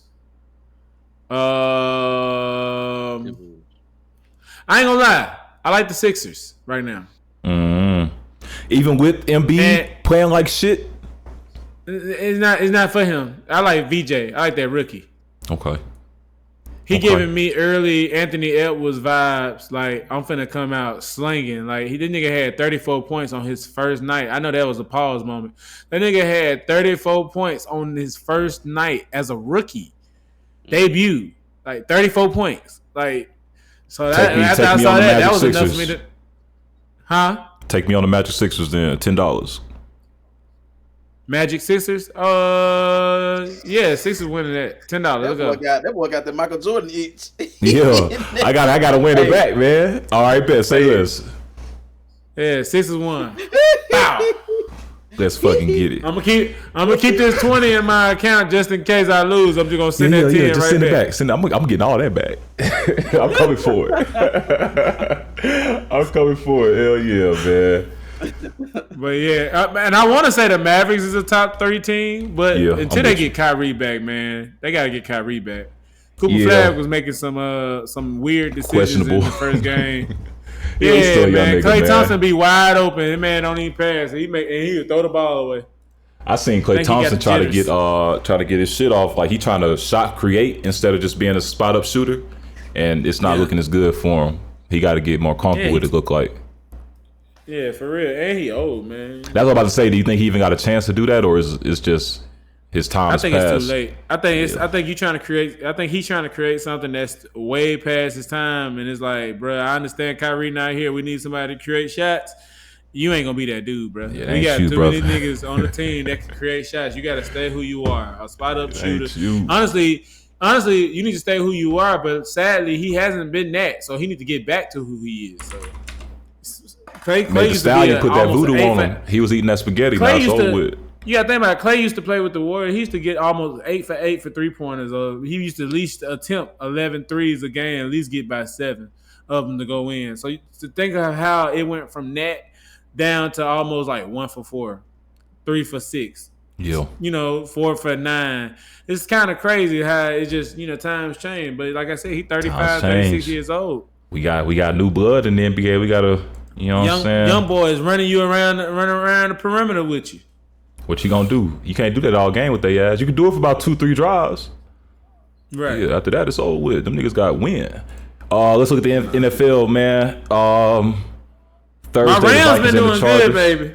Okay. They got a bye week this week. Mm-hmm. We got Dolphins, Falcons. What we think there? Falcons won. Yeah, Falcons. Okay. Michael Penix won that. Michael Penix. Bears and Ravens. Ravens been playing so bad. The Bears might fuck around and win. Oh God. Bears. I'm actually say Bears gonna win this one. This is gonna be one of them years. The Ravens have a down season, and they're gonna have to probably finna start rebuilding. Derrick Henry finna probably get let go. Cause Derrick Henry been having a bad year. This might be one of them years where Derrick Henry might get sent to another team, and he might retire soon. Jets and Bengals. I'm taking the Bengals there. Bengals. Shit show. Bengals. Yeah. I ain't gonna lie to you, bro. I like the Jets. shit. I liked the Jets last year, bro. They had a whole lot of momentum. Brees Hall. They had some good wide receivers, bro, and they just lost all that shit. Yeah. All of it. I ain't gonna blame Justin Fields, but it feel like But they still decent. It's just it might be a little bit of Nah, they Justin ain't Fields' decent. fault. They only got like one win right now, Damn maybe near. none, no wins. I'm saying like just overall they got They time 0-7. It's they over got with, time. brother. They Them ain't boys got no ain't won time. shit. They ain't got no time time, back, gang. bro. It's over with. How the Bills, Texans Panthers. been doing? The Texans decent. Bills, Panthers. The Bills got that for sure. Now, 49ers or Texans should be a very good game. Ooh, I'll say that yeah, Houston, 49ers. while they are 2-4, that doesn't reflect how close their games has been and how good their team is. So Yeah, this has a possibility to be You upset said- in my book. You said that the Bills and Panthers. Yeah, for sure. Bills got that. Yeah, he said Bills got that for sure. I don't know, man. Panthers been actually playing the good Panthers this been year. going crazy.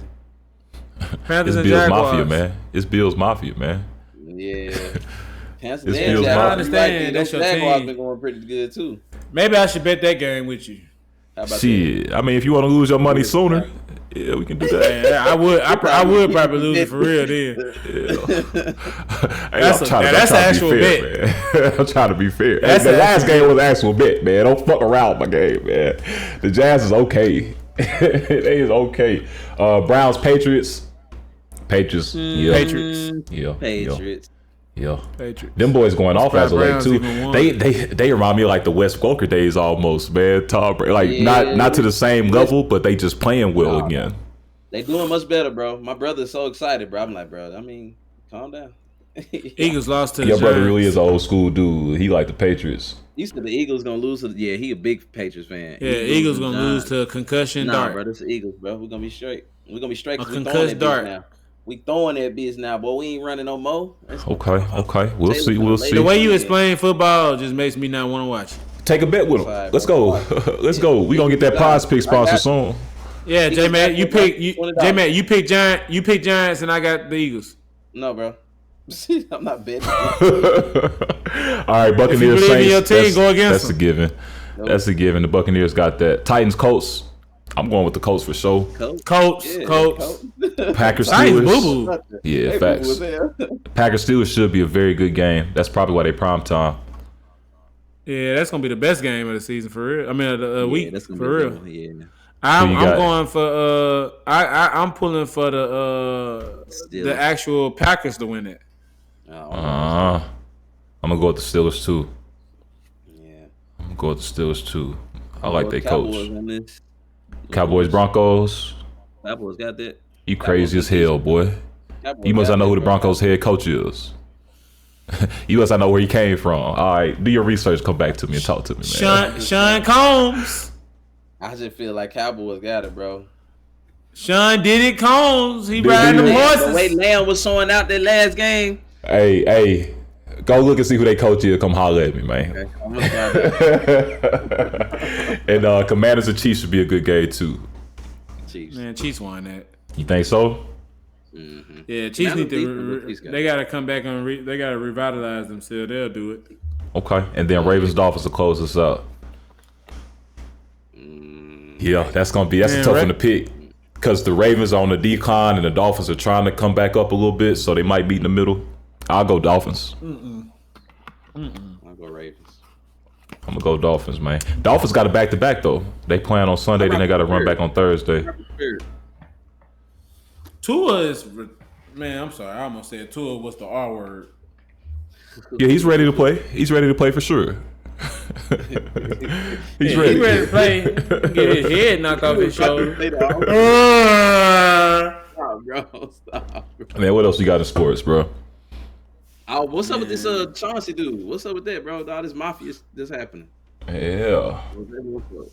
The FBI, the director of the FBI, the Kash Patel, has launched an investigation into the NBA and into some of the players who have been participating in insider betting. It makes sense. Even in the finance world, they got folks that investigate insider trading, which should be investigated because Trump put out a post on the Truth Social talking about Bitcoin or Chinese tariffs. He didn't put out a post. Somebody shorted Bitcoin right before Trump said something about tariffs, and then the person that shorted the Bitcoin made like $100 million off of it, and apparently they may have had some ties together. So insider trading on that side, but in the NBA, it's a little bit safer to talk about. Maybe not because of the sports mafia, but it's insider betting there. So they got Chauncey Billups, they got Terry Rozier, and a couple of other guys that got picked up. But basically, they saying that these guys is either throwing games on purpose, going into the game and making the wrong plays on purpose, and that they telling folks around them to go bet on this so that they can, make money. And It's been happening so long. It's been happening for forever, bro. I feel like ever since sports betting got big, it's always been that mafia, that cabal behind it that's like leading the charge of it. But now the shit is coming to a head. So they actually picking folks up. They actually taking them to jail. They actually make people stand in front of judges and shit around this.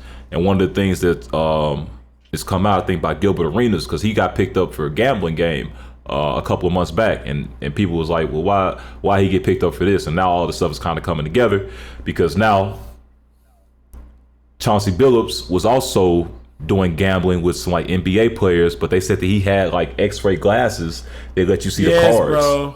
So he you come sit at my poker table.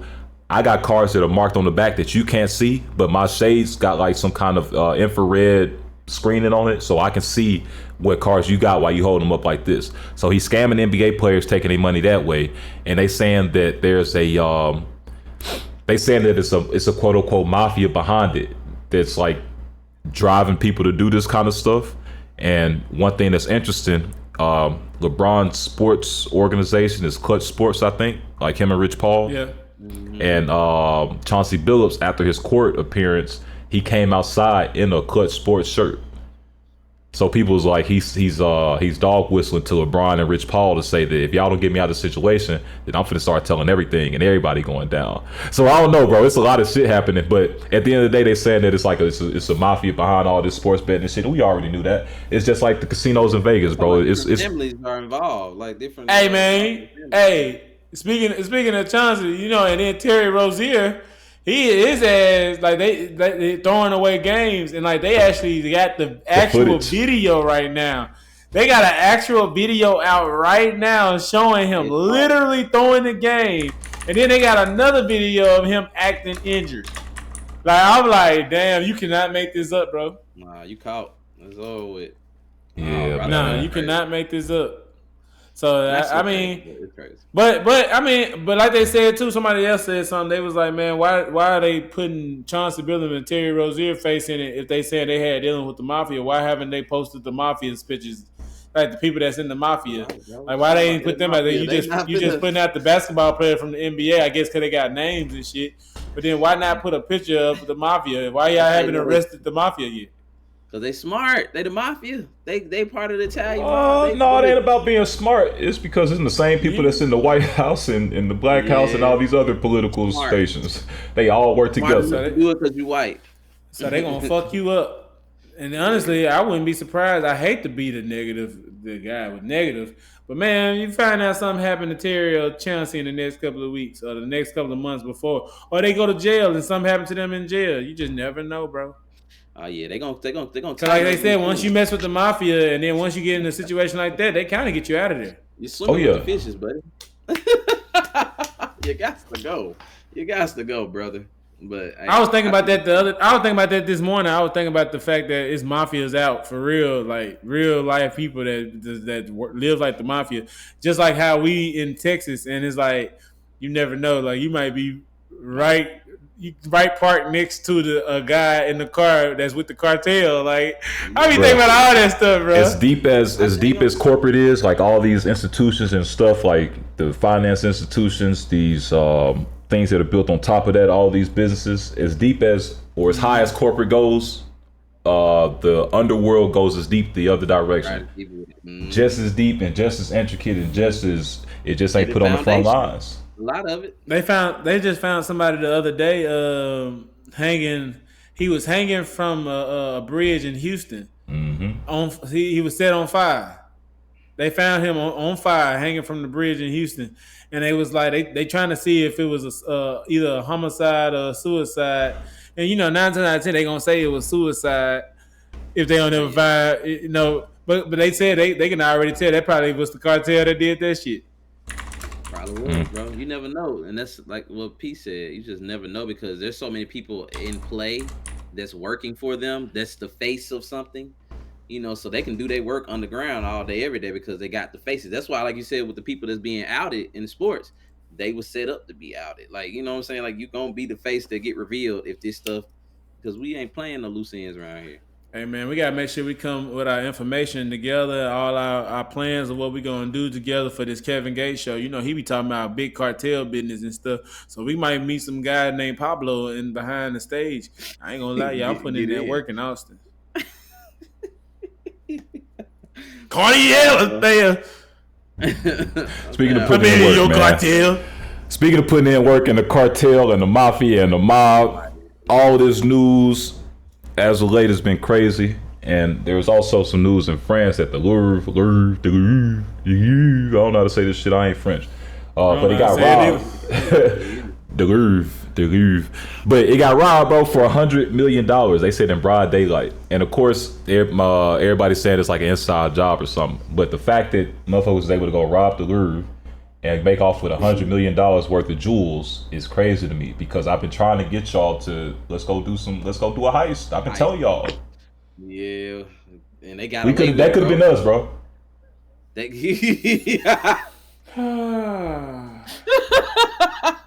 Listen, bro, they did like the mob heist. I mean, what's that show called? Ocean's 11 on Netflix.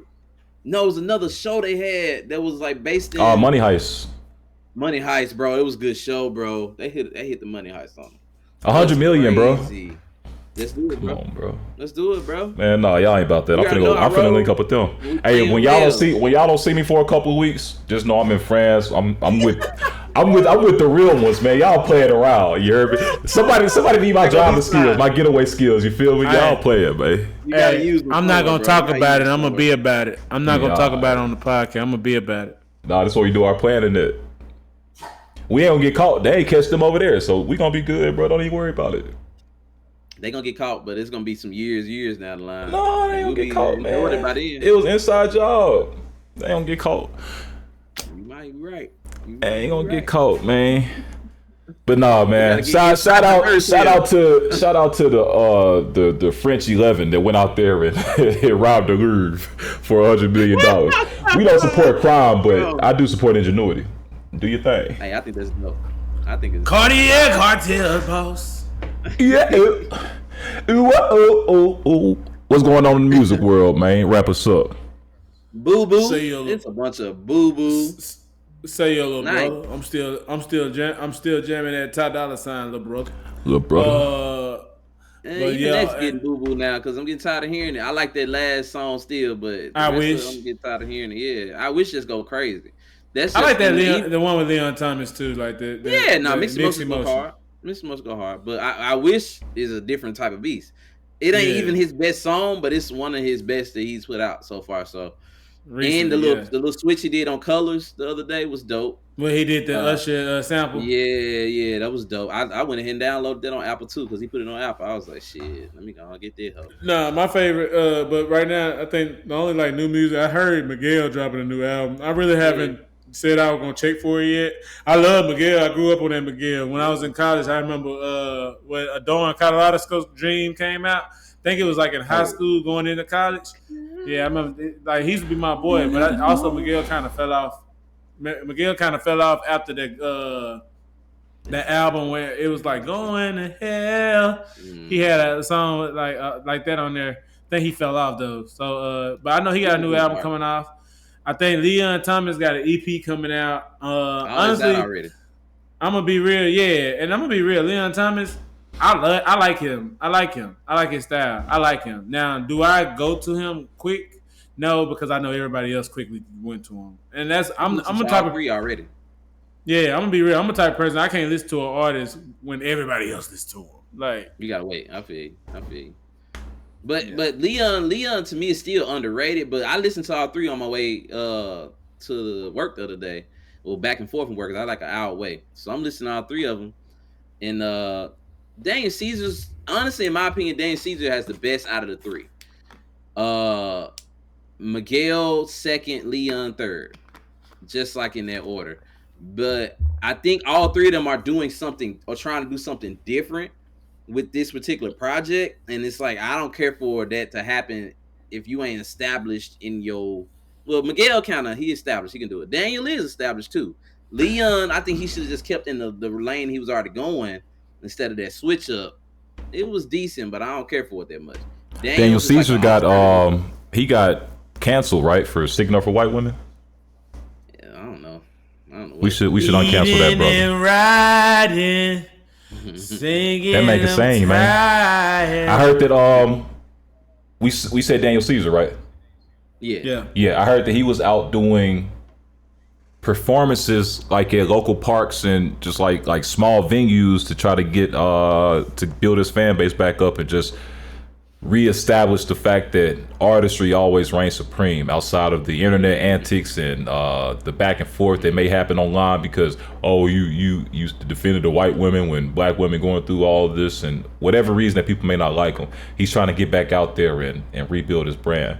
So I think that's dope, bro, to be able to quote unquote humble yourself or set aside whatever pride you may have to go out there and just, I'm finna get it out the mud like I'm a brand new artist. I'm pulling up. You ain't no brand new artist because you could put something on Twitter or Instagram and people gonna actually show up, but just getting out there and doing the footwork, the groundwork. Yeah, I think that's dope. Knowing that this is what you gotta do. In my opinion, this album does reestablish him in a sense, but not in a way that he was already established. This is almost in a different arena, but it's still Daniel when I listen to it. I'm like, and I'm a fan. I'm a fan of Daniel. I can't say I'm not. But this one was slower alternative with a little bit of like semi-gospel-ish. I think he worked trying to get the niggas back. Yeah, you know. Look at this cover, bro. Look at this cover. Yeah. He got a picture of his dad on here. Yeah, he trying to get the niggas back, man. You know he do like, but you know he like niggas though. Yeah, I mean, he is a nigga. Yeah. But his thing was he got canceled because he was doing things that niggas didn't like. Yeah, so now he's trying to pander it look like a little bit. Yeah, because he did start going left. Like him and Khalid started going like towards that pop, and it was just like Khalid's still over there. But Daniel, I think he realized that ain't his audience and said, you know what, let me stop. Because Khalid can stay over there. He didn't got outed and everything. Yeah, the people not fooling with Khalid, but Daniel Caesar has potential. Yes. And I believe this is going to be a good album for him. Miguel's album. I'm gonna get a neck tattoo. Okay. Okay. But Daniel Caesar. Chaos. You should get Chaos. That's what you get.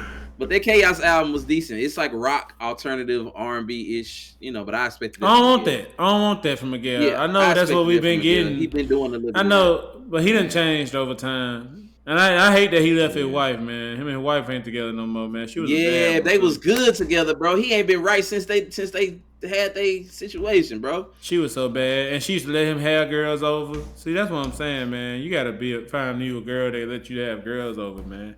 He messed up a good one. I think he gay. And nothing wrong with that. Nothing's wrong with that. I have nothing against gays. I just think Miguel is on that because it just. I don't know, man. It's just like how you had that baddie, but then it's like the same time Miguel be out here doing some weird shit too. This man had a brother when he performed like 3-4 years ago. Brother, he had that pierce in his back.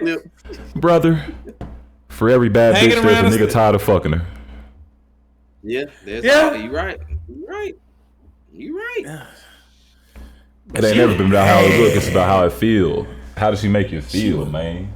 Man, you know what? These hoes be bad and stupid, bro, and niggas be attractive and dumb too. So it ain't just one sided. These hoes be bad and autistic. Yeah, for real. In real life. All right, because y'all gonna get us canceled by the autism people. I support everybody on the spectrum. Shout out to my brothers, man. I'm with you. I really do. Right, I'm with you, man. Do. We all autistic. Yeah. I'm just on the the good side of it. Yeah, I'm a autism elitist. Oh, y'all autism don't make it work like this? Oh, y'all autism ain't shit. My autism do this, man. I can remember shit. We ain't a part of my group. We in a different group. In a different part of the spectrum, baby. That's your section. This we autism elitists, man. But nah, Leon Thomas Jones was decent. It was just 7 songs, and I wanted more from him too. And I listened to all 3, and I'm an R&B head, but I just was like, yeah, man. I do think that Bryson Tiller still had the better R&B album as of late, even over. So it's in the vibes. Yeah. It ain't no vibe on there, man. Yeah, I just can't wait till next weekend. Hopefully, while we on our way to, make history on the first show, the boy Kevin Gates. Hopefully Drake dropped that Iceman next weekend. So have something to listen to on my way there. He was talking about dropping on the 31st. That's what I heard. That for a long time they were saying he was supposed to be dropping on the 31st. So I mean, that'd be some good music to listen to. I don't know. I just hope he come with it. Nah, I don't believe he won't. I don't believe he won't. I don't think there is a Drake album that wasn't at least an 8. You know what I'm saying?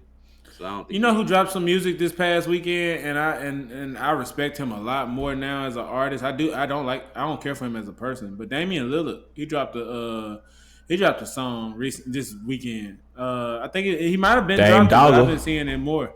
Yeah, he been given a lot of exposure for this one song. And I like the video for it too. It's like got like an old school appeal as far like the black and white, like the new flavor in your ear. But it's like also got like some Q-tip type vibes. You know how like it's moving and you can kind of see like different things that's going on. Yeah, Damian Lillard been killed. I ain't gonna lie though. The only thing I hate about it is he after that injury from last year, I just hope he come back still Dame Dollar. But niggas 35, 36 years old, so you coming back from an injury like that, I don't expect too much. So. Dame got that dog in him, bro. I can't. As long as he in the league, I can't see him not giving like 110%. And I think when he ain't got the ability to give 110%, he got to give 85. I think he'll retire and go coach or some shit. He one of them type of dudes, bro. From what I've seen, at least. Yeah. Okay. I mean, that's what's up. You know who else still putting out music? It's T-Pain. He dropped that Club Husband video. And I like it looked nice. Yeah, and I like the video too, but I like the song better without the beat. I wish they got a more. This beat feels a little less what I was looking for, but it was a good song and the video. Shout out T-Pain, man. That nigga was in Brandon, Mississippi last weekend. I seen my people were going to the shows and stuff. It's crazy how times change, because when I was young, boy, you couldn't get not a star to come to Mississippi. Yeah. Like, You couldn't get nobody, but nowadays you getting certain people. I'd be proud of. They get a Kevin Hart now. They get T. That's why I'm gonna go home and start a music venue. Yeah, man, they did. Hey, cause people ain't trying to go to no Mississippi Coliseum, man. No, they need a small club, not a small club, but at least something that hold about 1,000 people on a good night and have it nice. Yeah. Do a little restaurant during the week. You know what I'm saying? Turn it to a nightclub or something. But a music venue, we need more of it. If you build it, they'll come. Yeah, you gotta build it. D. Gotta build it, man. You know, you the one got the connections with Kevin, bro. You might as well start the ball. Hey man, let me go ahead and say something before we end this show, man. Hey y'all, before we end the show, I'm gonna just say this: take your opportunities, make the best of it. It's all about seeing everything come through and go through. You got to go through to come through, and so before you come through, be through.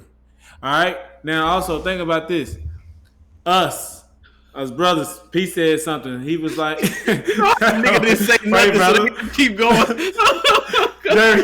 Now, P said something.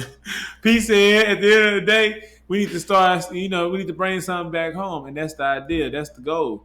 We got to be able to make a goal, create a goal to get to the goal. You can't shoot at a goal. And if you shoot at the goal, you might miss. Well, for real. I mean, if you miss, do you stop shooting? Come on, bro. You keep shooting. You preaching, so at the end of the day, yes, sir. So that's what I'm saying. So at the end of the day, I feel like everything happens for a reason. And I'm not saying that what's going to happen this weekend is going to change my life. At the end of the day, we don't know what comes from anything. We just know it's a huge opportunity.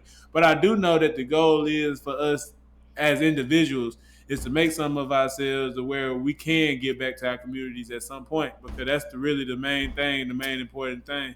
We all grew up from somewhere that we would want to see better, and and also just give people in our lives a better life. We want to also be able to be the ones that provide more. We understand we're not the providers. I heard Speedy Norman said it. What's his name? Speedy Norman said it to someone walking the interview the other day. God is the ultimate provider. God is the ultimate provider. So as long as we keep our heads in our belief and keep doing what we're doing, man. Honestly, bro, I don't see why we can't be able to fulfill the needs for us and for the people that's around us, as far as, as older we get. So that's all I wanted to say. I just feel like it's going to happen. You preaching, brother. We're going to do it. And I know I said a lot of stuff, but everything I said, it meant something. No, dead ass, bro. No, I'm trying to put my mom on the jet before I roll out this bit, bro. If I'm literally thinking in that level of playing field where we just got to keep elevating and let God elevate us. So, yeah. Yes, sir. What about you, Nardo? How you feeling, man? I feel good, man. I ain't got nothing else to add. Y'all done wrap this thing up with a beautiful bow, man. Appreciate y'all. This has been a great show. Y'all are great hosts. You know what I'm saying? I'm glad to have y'all here. I wouldn't want to do it with nobody else, you feel me? And we happy to have everybody here that tap in and watch us on a weekly basis, you know what I'm saying? Like you say, we hope this episode starts y'all week all right, you know what I'm saying? And we hope that y'all have a prosperous week, and we hope y'all join us for the next one. You feel me? We out here, episode 32. Peace. Yes, sir. Love.